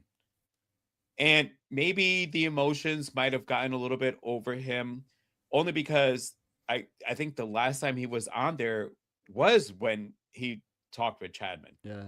So you might yeah. have not, maybe just, he might have, he got really close with him. He might have just been, and it might have hurt him to now have to announce a replacement for who he had originally I'm sure he picked. was there again after, because when they did Black Panther 2 with Neymar and Letitia Wright as Shuri, I'm pretty sure Was he he there? was alright. was there. But yeah, so we have T'Challa Jr. was introduced in the end of Black Panther 2, and now they're gonna kind of it's the Black Panther 3, as he stated, more of a coming of age story. So he's older now, obviously. This actor's in his early 30s. But David Johnson, if you're not familiar with this name, he was in Alien Romulus, and most recently, I haven't seen it yet, but The Long Walk, which I heard is really good, and he is really great in this film. So Joe, I'm gonna throw it to you now, since you have seen both those films. So how do you feel about this casting? It's not a bad casting. All right. I also watched another show that he did called Industry. That he That's is, right. He was in it. he is a really, the guy is an awesome actor. Mhm. Like The Long Walk, he is one of the stronger parts of it. And a little fun fact, I think the name of the actor is Cooper Hoffman, who plays the other character in The Long Walk, is rumored to be in line for Cyclops. Oh, By that's the way. right. I saw that. He is rumored to be in line, and he is also, I know we're just like, he's Philip Seymour Hoffman's son, which I had no clue about that. And Philip Seymour Hoffman, He's great. if you was have not great. I think any movie that man has ever So fucking good. done. So good. This kid is coming from Philip's son. Both of them were strong in this movie. So yeah, no, I'm actually a little excited about the T'Challa's son. Me too. I think the actor is a great choice. And again, he's not like one of these actors like, and I do like Pedro Pascal, but let's be real, these guys to the point where I'm sick of this guy already, you know. But he's I like Marvel when Marvel have a habit of doing this. They'll take a young actor, Florence Pugh, for example. You know, when they nabbed her pretty early on for just one example of that. And yeah, this guy is up and coming, and I think playing T'Challa. Now a lot of people, they should have just recast it for the beginning, blah blah. It was, listen, man. No, Black you can't Panther, do that now. You can't. No, it's hard, and nobody. no, honestly, stop. none of us. In like you said, hindsight, looking none back, of us are going to want to. You can build Yeah. on the storyline with I'm the son. I'm the guy that was like, no, don't recast him. No, when Chadwick first passed. But in hindsight, like, you know what? They probably should have just recast it. Black Maybe. Panther, Well, but- I mean, we'll see. but Because now, we'll see how Robert remember, does I don't- Doomsday. I don't think I mean, obviously we know he's gonna play him, but they didn't really say he's playing Black Panther. They just said he's playing T'Challa Jr. Because So, isn't and Shuri's his aunt, so she's she's still the Black Black Panther, isn't Panther. she? Yeah, Yeah. she's gonna be in Doomsday, but we don't know her fate in that film yet. So that's good. We got a question here. Are you guys waiting on any hero to get their first adaptation? Ooh, that's a really good question. I was waiting forever for Moon Knight, and he was a mixed bag, unfortunately. So yeah, I can give you mine. yeah, Justice Joe. League Dark. Ooh, Justice that's League a Dark. lot. Heroes right there. So Justice all right, League. It is, just but pick one out of Justice. I know. Ooh, you know what? Zatanna. I'm going Yeah. with Zatanna. Oh, I love Zatanna. Zatanna needs to get. She hasn't been adapted yet. Absolute Zatanna is amazing. Earth Prime, Earth Zero, Mainline, whatever you want to call it, she's awesome. I think that's a very underrated character, and I think I would love to see anything with Zatanna. I mean, if we're talking Marvel, man, that's harder. I'm more of a Marvel guy, so I have more like, Jesus Christ, there's so many characters I would love to see, but Actually, I would like to see a good Shatterstar. Not, I know Louis Tan played him, that's what I was gonna say. and it was really short. It was really short. The fucking character died, but that was as far as one of the Liefeld's characters that he did. I really like Shatterstar. I would like to see Richard Rider's Nova or even Night Thrasher on the big screen. I think they're both new warriors. Now Dude, that I come to Speedball would be fucking fun to Speedball, finally yeah. be done. I mean, I know. Well, I don't know, man. This I know guy I'm killed a going lot of obscure. kids in Connecticut, so Well, it wasn't his fault. I know it wasn't his fault. But we'll get to that one. Boba Fettuccine. T'Challa is supposed to spend some time away in a coma before returning as a master Rick, alchemist keep reading these. I'll be back really to quick. take on Doom. Yep. Technically, Storm is also his wife in the storyline. You mean in the MCU, Boba? Because Storm has in comics, I know, and when it comes to I could see that. I could see that. I think they should have did that. I think they should have just had him stay in a coma and not kill him off, man. Because now you're in just like they did with the Kang actor. They made that one scene in Quantumania where every single Kang was the actor's face, and that fucked it up because now when they fired the actor, now they got to get rid of Kang because he's everywhere. Instead of just making Kang is supposed to look different every iteration. So, but he is a master alchemist. That is true. Shuri is supposed to take over, but Shuri is a black. I teach Black Panther now. She was great in the comics as the Black Panther. And I think she could have been done better in Black Panther 2. I don't think it's her fault though, and it's not Letitia Wright's fault either. It's just that script was hard because they had to introduce Namor, and among other things, they had to tie into the greater MCU as a whole. So they just took a lot of energy and effort away from building her as the Black Panther, and not keep her just mopey because she was really mopey in that. I don't know, but I agree though. I mean, we'll see what after Doomsday, we'll know where Shuri lies.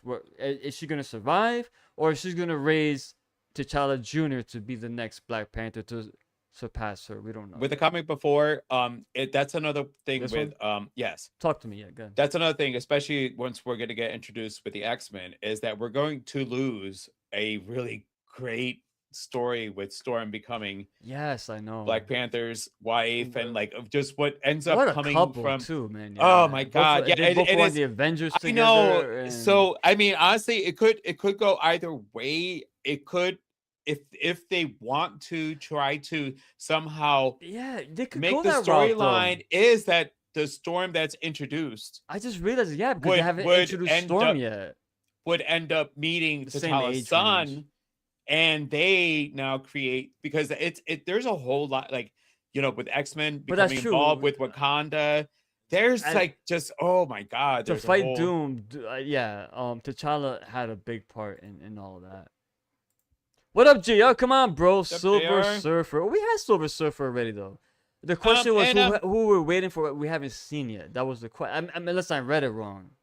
Unless I read it wrong. we haven't seen But, yet. we but- just saw Silver Surfer recently in the and last. actually, Fantastic Four movie. I didn't mind that one, to be honest with you. No, she was fine. I She was didn't mind fine. that I mean, Shala Ball. Shala Ball was good. I liked her backstory. It's a but different universe, so you I don't prefer know Norrin that Radd, Norrin though. Radd, right? Norrin Radd could still pop in to the main Yeah. Marvel universe. Full features Silver Surfer versus In-Betweener as the villain. JR had mentioned this to me before. The Fox animated series Silver Surfer. Yes, they had an animated series. Yep. They could make a Silver Surfer movie work, absolutely. And They can. unfortunately, that series was canceled before it took off. But I would love to see Silver Surfer more prominent, and I want to see Norrin Radd. It can I still think happen, though. That's what I'm saying. Yeah, but the It can problem is, still though, happen. it's hard to introduce Shalabal first and then Norrin Radd. But it's she like- was introduced in the universe that that, Fantastic Four is good in. shout. That's right. Is That's what I'm not trying to say is that wasn't we haven't- 616. Yes, you're right. in the 616, things can still happen for her to, for him to Oh, pop yeah. up. I would really enjoy seeing Shadow Man in live action or an animated. Maybe Kaldor Aquaman for DC. Oh, now we're going like, okay, now you're opening us up Damn to a it, this lot guy's- of yeah, we're going. I'm thinking Marvel, DC, I am not but sober enough to go through all that right now. yeah, I'll Shadow just- Man. I'll say Shadow Man's good, though. Turok the Dinosaur Hunter. We're gonna stick with. I'm gonna go with a Valiant character. Stan Lee held Delver hand deliver what held Delver. JR, are you drinking? GR, are you fucking nice, son? Held silver close to his heart. Yes. GR brought this up to me that Stan Lee wrote all of Silver Surfer's most prominent stories, and then when he left Marvel, he didn't want anyone else touching that character unless he was writing him. That's why you didn't see a lot of Silver Surfer stories during that time. I'm personally waiting to see Disney do more with their Power Rangers titles. We need an animated Omega Rangers. I like the Power Rangers. I'm not gonna. I fucking. It's when I moved down here. I watched it. Even though I called them my nephews, but Fred's son. I watched it with my nephews, and I was all into the Power Rangers. And I actually did like the movie that had come out with Doc Ray in it. Yeah, and Becky G, she was in yes, it. Yeah. I did like and that also one. Naomi Scott, man, she was in Yeah, that movie too. I bro. did like that. Was a. was I fun. thought that was saw- like, yeah, it was fun. sucks that it's again. If people don't go to the fucking Who theaters, wasn't, you're not going to. Who played the villain was what's her name? What's the villain's name in that movie? Oh, damn it, Elizabeth Smart. Yes. No. Damn Elizabeth it, Banks. Elizabeth Banks. Yeah, I know, Okay. but who's the villain name? I'm saying Norma, Oh, Repulsa, Betty, Rita Rita Repulsa. Repulsa. Repulsa. I was getting there, bro. I was getting there. A better Ray Ray Bill. Bill I would love to movie. see him, He's dude. a I cool wanted to character. see him in the movie. Period. The thing is, Thor, that Love and Thunder just tanked the character for me, bro. I don't want to see no more Thor movies after that, unfortunately. No. But it's enough. But it's a shame they did not have Beta Ray Bill in any of those fucking movies. That's crazy. Writers fear diving into Silver Surfer. Yeah, because that was Stan Lee's baby. Yeah, it's like Disney Plus needs to do an Alpha Flight live I action would love show. Alpha Flight. I'm a Alpha big Flight Alpha is a Flight fucking. fan, bro. They kick ass. I collected that comic When book, I even though they weren't realized- mutants, but I collected realized those. that Puck wasn't born as a midget, he was a regular sized dude that got fucking magically shrunken. Shrunk He was a down. big, strong man. And to the irony, they made him the smallest guy. He's like, oh man, Alpha Flight's cool. The Last Ronin will be a great adaptation for a TMNT. Last Ronin is a great fucking series. Joe, if you ever get a chance to pick up the Last Ronin graphic novels, the trades, bro, it's the last Ninja Turtle alive, and everyone else is dead. It plays like a post-apocalyptic story. Just one lone guy just traversing the fucking world, just trying to be on his own, but he keeps running into trouble. So good. Last Ronin. Hold on. Awesome. Actually, on this one, as far as DC, bring Captain Atom and tie in Swamp Thing and the Elementals along with Firestorm. I would, JR, love you, eliminate everything before Firestorm. Firestorm is another great character that's not gotten his roses. This is a strong, and as strong as Captain Atom. He has a but new it's- series that just launched I recently. know, yeah, and I listen. I know you're about to announce it pretty soon. I think there is one series I'm going to definitely jump into collecting when you go announce it. We're and gonna I'll let announce you- it soon. Yeah, Yeah, I'll let you go into there. But JR, I would honestly, I would want a Firestorm movie. I mean, it's a character that I know it was nothing done, of it was Firestorm. done really well in the Legends of Tomorrow CW series, the TV series. The character was done really well. Joe but slurring. Firestorm, I know I am. Firestorm is a fucking strong as strong as Captain Atom. I mean, like those two, and Captain Atom beat Superman during DCKO. Captain Adam. That's Ray Palmer, right? No. Ray Palmer's Nathan. Oh, Ray Palmer's. Who is he? Then? The Atom. Oh, I'm thinking the Adam. Captain Adam. I know. Yeah. No, you're Captain right. Atom is Nathan. I want to say Nathan James, but So there's the Adam and Captain Adam. That's what Yes. I was confused. I know both characters, obviously. Captain Atom had ended My up man, beating- yo, I would get so hyped for Ninja. Talk about Valiant Ninja. Remember Harbinger, Joe? Oh, Who else? fucking- Exo Manowar. Remember those? books? Yes. Oh fuck yeah. That's the 90s right there, bro. If it wasn't Marvel or Image or DC, it was fucking Valiant. Marvel should also do an Elders of the Universe series as well. Deep dive into the cosmic universe. All right, speaking of comics, let's get Actually, into this. but before we get we're into the running a last things, little- hold on. I know we're going longer. Joe's Did you still- also notice that one of the Watchers appeared at towards the end of the X-Men animated Yep. series? Yeah. Okay, that's all I was But gonna they've say. been doing that. Not I just know, X-Men, but it was a lot of that's cool. It was that's pretty just- cool when that showed up. I was Yeah. like, Have you "Ooh." watched the What If series? All of them? Yes. Yeah. All right. So all right. You're DC, gonna announce everything that's gonna be released. Let's talk about some DC books real quick. We're just gonna spitfire these. We don't have a lot of information, but I know Joe is the DC guy. I want some information, so we're gonna start right now. I'm gonna go a little bit out of order here, but This was Vic's, announced at SDC. SDC. I had pictures lined up, but for whatever reason, they're the wrong format. I can't put them here. But just helping. unfortunately. This was But- announced during the SDC. San Diego Comic Con, DC's All In Initiative. This is the next in line. So we got Vixen, written by Stephanie Williams and Carrie Randolph. Vixen is a character that so many Lad. people Dude, has been clamoring for, chomping at the bit for when some the Vixen Justice League solo action. closed So- off its series and they introduced Vibe, Gypsy, Vixen. Vibe was one Puerto of the Rican characters. too, Joe. How Of you like course, that? yeah. I fucking love. Listen, I was a Vibe fan. I'm mad they killed him off. Pretty, And then, pretty strong character too, bro. dude, literally, but he was a break dancer. They made him all corny with his little Of course, Michael of Jackson course. outfit. But But but talk to the me about Vibe. Vixen, I mean about Vibe. Vixen is a character that really needs a lot of love. This is a she has this totem and she can like basically tap into the animal instincts and the animal powers. So like a bear, she can run fast like a cheetah. It's a character that has long gone without getting a lot of love. They did release a CW animated series. I don't know if it got I want to say it got 2 seasons. But in the comics, she was when they introduced her for that part of the Justice League, she should be a constant member of Justice League. Like that, this character is so fucking. I don't know too cool. much about her, but I did a rough, like a quick overview on her character, her origin, her powers. I'm like, God, dang, she sounds cool as hell. She's so, fucking awesome.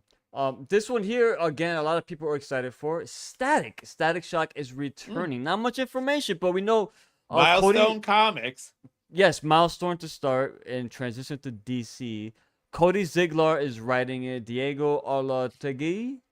I don't know. I'm not familiar with him. But I know Cody Ziegler, he did an amazing job on Miles Morales' Spider-Man. And he did some work on Deadpool as well for Marvel. So he's a really good writer. He's very strong for this, I think. Tell me about Static. What's your feelings on him?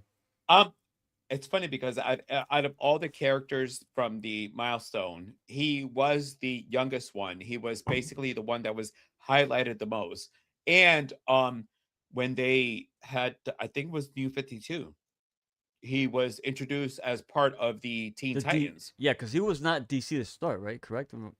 He So no, wasn't- Milestone was a branch off of But DC. He started on the animated side first, didn't he? No, Static comics. Shock. So Comics. Static Shock was always okay. See, thank you. I didn't know. that. I didn't know. No. Static Shock I came from the assumed comics. he was born in Milestone the animated series first, Milestone came around the 90s, and you had Hard Drive. There was a team. You had Static Shock. I remember Hard Drive. Hard Drive was like Superman. It's Milestone. I think they got a bad rep. They should have gone further. man. Static Shock got introduced into the Teen Titans and became a member of the Teen Titans. But for a long period there, is it like out of that line, Static Shock is one of the biggest stars to come out of that line. So for him to get another, excuse me, Jesus, bro, Sorry. mute the microphone, bro. it came out of nowhere. You got a bad him- habit of doing For it. him to come out of basically like DC feels, I want us to introduce again Static Shock. It's awesome because that's one of the characters from that line that DC has been trying to make happen. They're the fetch. If you know what I mean. Out of 1 through 5, how excited are you for a new series for Static? Just spitball it. Oh well, that's different though because all right. Well, no, but interest 1 through level. 5. That's all. All right, 4 because How How about Vixen? Oh, Go that's a back one. 5. That's a 5. Okay. All That's a right. 5. So that's a 5. Now talk about this character. I know you know about Jonah Hex. He's Dude, got that's some an horror roots. OG. That's an So OG. you may not notice. So Jonah Hex is coming out. You know him, but Michael Walsh is the writer and artist. Now I'm very familiar with Michael Walsh. He does a lot of work for Image, but he also was a heavy contributor to this book called Exquisite Corpses, which is an amazing series. It's already overran, I believe, to 12 issues, if I'm not mistaken. I could be wrong, but it's a full run. It's a great series.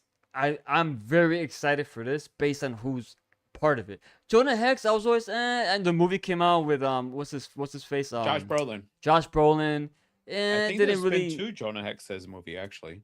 possibly, but I've always was intrigued with the character, but he never really did anything for me. He never jumped out like You had to be into you know what I mean? Western. But He's a Western. The thing is, he's tied into anything Western. So you're not going to get anything modern from him. So if you're tied into the old school stuff, then yeah, you might end up liking what him. excites me about this is the creator. I mean, he said that Jonah Hex is going to be horror based. So It should be, because I if you see. look at Jonah Hex, he's scarred. He's Yes, scarred. he's And fucked up. when you look at his mouth yeah. is like little, Yeah. like basically when you look at it, it's like little strands are left to him. So I'm That's looking right. forward to that. That's for gonna you, say Joe. let's- That's for Joe right there. Throwing. Flipping and belching. See, belching. This I fucking Joe. don't know if Do your mic I next don't know. time. I don't know if it's been 4 episodes in a row. Yeah, or between whatever. this and Horror Fiend TV. It's a rad Josh movie. It Brolin honestly. and Megan Fox was a rad. By the way, hold on. A little bonus question: who first played Jonah Hex? I wouldn't know, man. I'm not. Again, I've never read anything with Sylvester the character. Stallone. Really? What? Hold on, let me look it up because I want to There say was a Sylvester. Jonah Hex film. Hold on, I could be wrong. Come on, bro. Don't be giving me false information. While you do that, I'm gonna take a sip of this beer. It's not bad. Kettlehead, pulpy, India Pale Ale. It's IPA, obviously. I don't know why I read that. I could be wrong. But who But did? Oh 21 no! plus Wait! contains Hold on! alcohol. I apologize. No. He played. Of course Judge you're gonna Dredd. apologize. He I knew played you were Judge wrong. Dredd. No, I he knew played it. Judge Dredd. I know. I would have known know. about that. I would have known about He that. played Judge Dredd. All right, we're moving on. Ready? How about this one, Joe? I saved this one. The last two. This is probably one I'm most excited for. I'll save the other one for last for you, but this is my pick. The Demon. What's his Oh. name? Etrigan, is it? How you say it? Etrigan. Etrigan. I'm sorry. I when you read it, it sounds Spanish, but Etrigan. Alright, so hold on. Before I get into that, real quick, hold on. Damn it.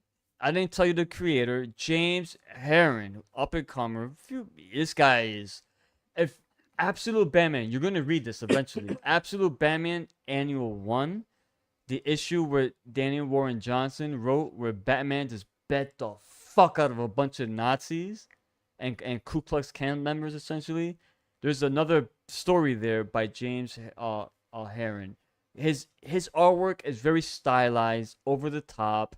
It's it's not like atomically correct, but it's so fucking good. Think of how Sam Keith did shit. Think like that. I can't wait for this. I don't again. I had these fucking pictures, bro. Right, well, And, with that character, he's right here, Joe. I could do this one. Give me a second. Yeah, talk. I could do this one. well. This character has been around for a really long time, and when Check out this artwork when you see this. Look at this. This is the cover of issue 1. Look at that, bro. Look at this. and they're keeping with his Brother, I can't wait for this book, bro. DC mollywopped Marvel's ass all over San Diego Comic-Con. I'm gonna tell you this right now, bro. Like, so talk to me, chat me up. The Demon, what's up with him? So the Demon, he has been around. Actually, hold on, since because he was created by Jack Kirby. That's a Jack Yes. Kirby creation, you're right? Hold on. 1972, the year that I was born. That's when the Demon #1 came out. When the New 52 launched, they created Demon Knights.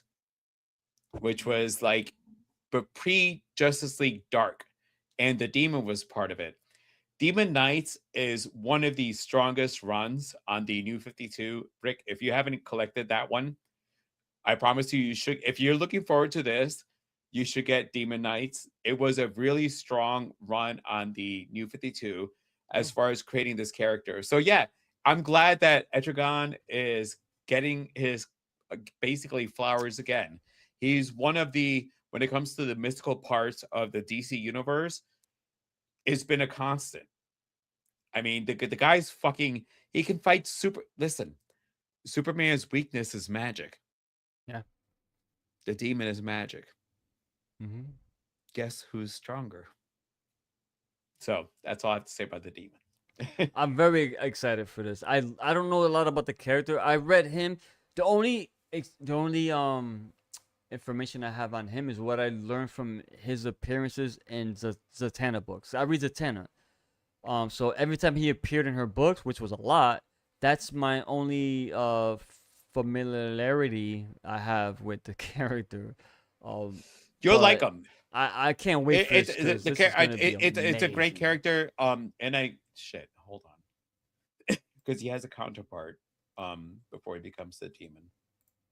Anyway, while you do that, I'm gonna pull up Jason this Blood. next one. Jason Blood. That's the name of the guy. Jason Blood. Isn't that the Jason name? Blood's the human form of But so is that where Invincible got Damian Darkblood from? Almost the same type of character, yes, right? yes.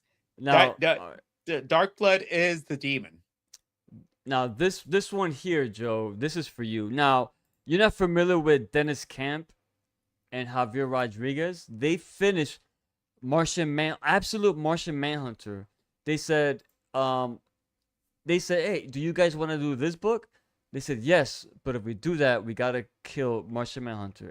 This book was that important to them that they killed that book, finished it, because now they're gonna collaborate on this Shadow of the Bats. That's That was also a great series back in the 80s. So this is about this chemical plant somehow. I'm paraphrasing, but it blew up. A lot of chemicals went into Gotham, and it creates a lot of new villains. So a lot of new villains and characters are going to be introduced here. So what I like about it, it's not going to like concentrate on the Joker and the Riddler and Penguin. No, it's going to be all new characters that are going to get introduced here. So it's going to feel fresh as opposed to, I mean, I'll be honest, bro. I'm already collecting Absolute Batman, and I'm doing the Matt Fraction Batman and the main line. I'm kind of getting exhausted with so much, and I love Batman, but it's a little too much. It's everywhere. But they focus too much. DC throws out way too many Batman stuff. And they've actually made Batman be more the focal point than Superman or Wonder Woman. Actually, Superman was the original DC one, equal to Batman. But Batman is, again, dude, the reason people love Batman is because you're reading a comic book about a guy who doesn't have superhuman powers. Yeah. He's just. We could be Batman if we applied ourselves. We could be Batman. I'm looking forward to this. I'm gonna collect it. Obviously, I need to. I need to. I'm gonna check it out. Also, was this?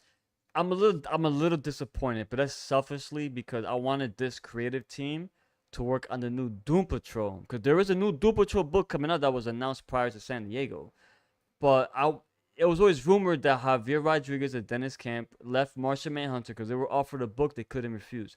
I thought it's got to be that new Doom Patrol, but then the new Doom Patrol announced, the team got announced. I'm like, who the fuck are these people? But I looked them up. It looks great, so no complaints there. But I was like, but then when they said there's gonna be Shadow of the Bat, I'm like, oh man, another bat. What the fuck is this? Sorry. I'll keep talking. Get ahead. I'll get it off. I was setting up the trailer for. Let me take this off. My bad. Anyway, you could take this off the screen. I'm trying to figure it out. I got it. Don't worry about it. Oh, there we go. What the fuck? You put it back, motherfucker! Stop! Stop! Anyway. Joe's snorting, he's slurring. All right, he's nice. Let's wrap this up quick. All right, so we're gonna move on here. Hold on, real quick. I got a question for you, right here. Boom, Joe. Go ahead. Do it up. 2 Horror Fiends, episode 1 and 2, and previous comments about 2. Oh, Barney. Barney from The Simpsons. He's calling over you here. Barney from The Simpsons, Joe. Yeah, I'm not a fan of that. I'm more Bart. Fuck you. You know, Bart. Hey, Homer. Whatever. Anyway, oh, Bart needs to go. Hey, listen. There you go, Joe. We're there you go. almost 2 hours into this. Generally, We're gonna Ricky do and one I, more. We got Ricky one more. and I never go 2 hours long. Nah, It's nah, like nah. you're now hanging out when we hang out, and that's why this We're show a couple was two created. shades in the wind right now. No, Alright, but Joe, this is why the show was created, you because got a request, Joe. Good. we wanted you guys to see what we're like after. All right, well, Read it. Batman Force. Well, all right, I'll read it. He's reading it to himself. Oh. Hey, I'm actually, sorry. I got a deep request for your favorite Canuck. Hunting for Batman 462 or Amazing Spider-Man 159 and graded 7.5. Can you sniff around for a fella? I got Yeah, you. definitely. I got you. Definitely. Well, we both got you. Yeah. So I'm actually gonna hit my comic book. I'm gonna, because I told you when we started this. Yeah. I'm gonna find. I'm gonna a look comic around for book you place at one else. I'll look that around I for you. can go to, that I'm gonna start getting all my books from, because So you want a 7.5 or higher? Got you. I'm gonna lead into this. I want to start collecting what you're gonna announce as far as Marvel and their Dark Universe. I want to collect those. So what are they, Rick? Oh no, we're not gonna. All right, we're gonna save this for another time. Want me to But save it? All right. but we're talking about Midnight X-Men, Midnight Fantastic Four, and Midnight Spider-Man. If you're not Yes. familiar with what that is, Marvel has a new alternate Dark. universe line, which is more horror based. So Spider-Man is becoming a body horror, and Fantastic Four is cosmic horror, and X-Men is dealing with vampires. And they got really good people behind everything. We got Jonathan Hickman, Oh, who's he He's doing- behind? X-Men. He's doing the X-Men. Oh. Yes. Benjamin Percy is doing the Fantastic Four, and Philip Kennedy Johnson, who's behind the Hulk stuff right now, the Infernal Hulk, he's doing Spider-Man. So we will get more in depth in this in a future episode, probably the next episode. I will do a little quick blur because it does deserve some talking about. Yeah. But the problem is there's not a lot of new information right now, so it's not much to get into. But we're gonna bring that up for the next one. But now, Joe, take us home with this one. We are Right. now, me and Joe, especially me. I don't hold on. I don't watch trailers. Me. You trained me. I do not watch trailers. I refuse because they give away everything. But for this, I'm breaking my rule just this one time. We're going to watch the Avengers Doomsday trailer for the first time. My first Together. reaction and Joe's first reaction. We haven't seen this yet. We have not seen this yet. So we're going to take a hold look on. at it. Joe, pull up the last Hold comment on, hold before. on. Yeah, so apparently, yeah, Spider-Man Peter Parker gets injected with some kind of mutated spider, but it ain't what you think it's gonna be. So I think the artist is a brand new artist. I don't know his name. I looked him up. He has no comic book credentials as of yet, but I So looked he at can his kick ass. I looked at his because he can Instagram create account his though, own and I saw his work, and he's definitely it looks more manga inspired, but for a body horror Spider-Man though, it could work. It could work because he's a fresh artist, and he could kind of like make it work, bend his style around what they're asking for. But yeah, all right, All right. Joe, So let's do it. let's go ahead. And Let add me to hold on before you stage. do that. Hold on before you don't hit play. Let me get the background out the way. All right. All right, we'll do this background, I guess. Ready? All right, hold on. Let me take a sip.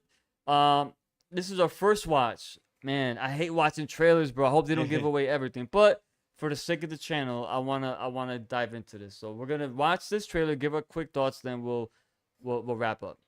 All right. And thank you guys for tuning in with us. We knew the channel was going to go long because it's a whole lot of stuff we want to talk about.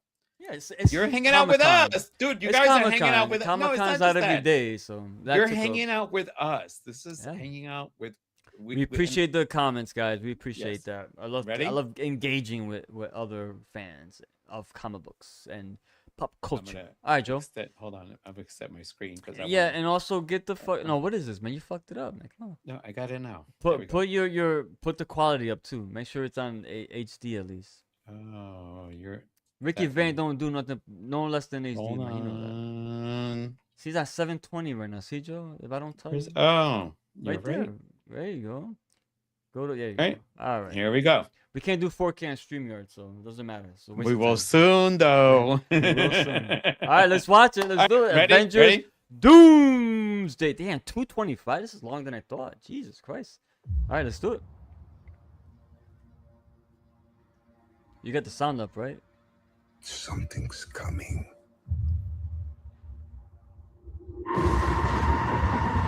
Something we may not be able to deter. Before this day is done, we shall be faced with an unthinkable decision. I like that profile. I've fought with many warriors in my time. They were far stronger than all of us put together, and they died. They died facing enemies Nobody's wearing the mask. Oh, and threats. focus on. Neymar just showed up That though. scared me far less than this one. Woo! X-Men. Gambit versus Shang-Chi. Shang-Chi. Everything that they sacrifice will be for nothing if we do not stand together. Put We've seen aside that your before. Oh, petty Florence squabbles. Pugh, yeah. Woo! Not a fan of that Because you costume, though. nothing except this. If you return, you will return as brothers Oh, was and that, sisters. Catherine?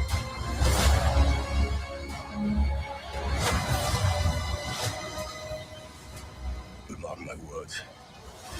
So Neymar is playing a big part in Yeah, it. Neighbor's in it. Neymar is a big part in it. Oh, Awesome. Doom looks good. Doom looks good. A miracle. Hey, pal. It's not possible. Who's this? Oh, Captain Steve. America. Steve. Is this Steve though? Yeah. He's Is Steve. this Steve? Is this Steve? Who can it be?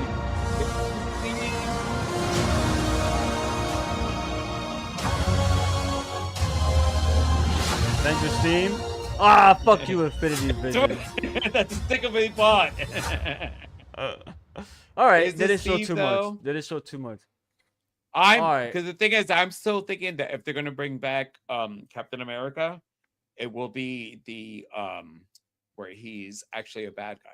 No, but he's the Hydra Cap. No, it's not Hydra Cap. Yeah, Listen, yeah. they have a I'm Captain gonna- I'm- America. That's Sam Wilson. He's not Right, Steve is right, coming back as so- Steve Rogers.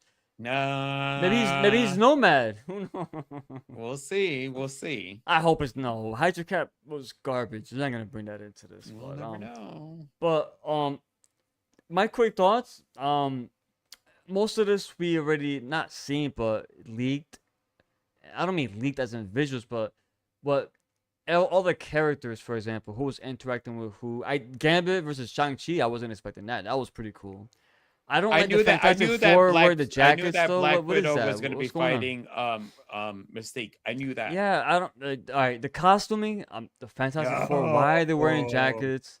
And then Mystique's outfit. Oh, but I know you I'm gotta not cover a up. fan. I'm I not a don't- fan. listen, I never liked Rebecca Romaine Stamos' naked look. I hated that. No, I'm sorry.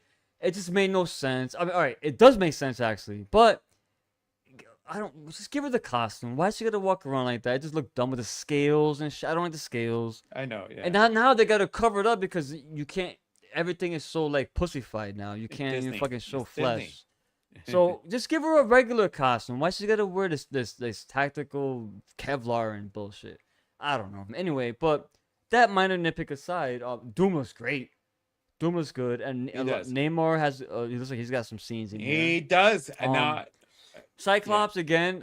James Marsden was very excited to come back, and they did him justice. I think the X-Men is gonna be probably the best parts of this film because also it's gonna. I think they're that gonna those kill scenes. off. I think they're gonna kill off the Fox universe. But that's why I was getting there. The reason why I say that, too. because I think those scenes are gonna carry the most weight. Because I think they're gonna. They're gonna get, kill off Fox and then introduce They have to. their.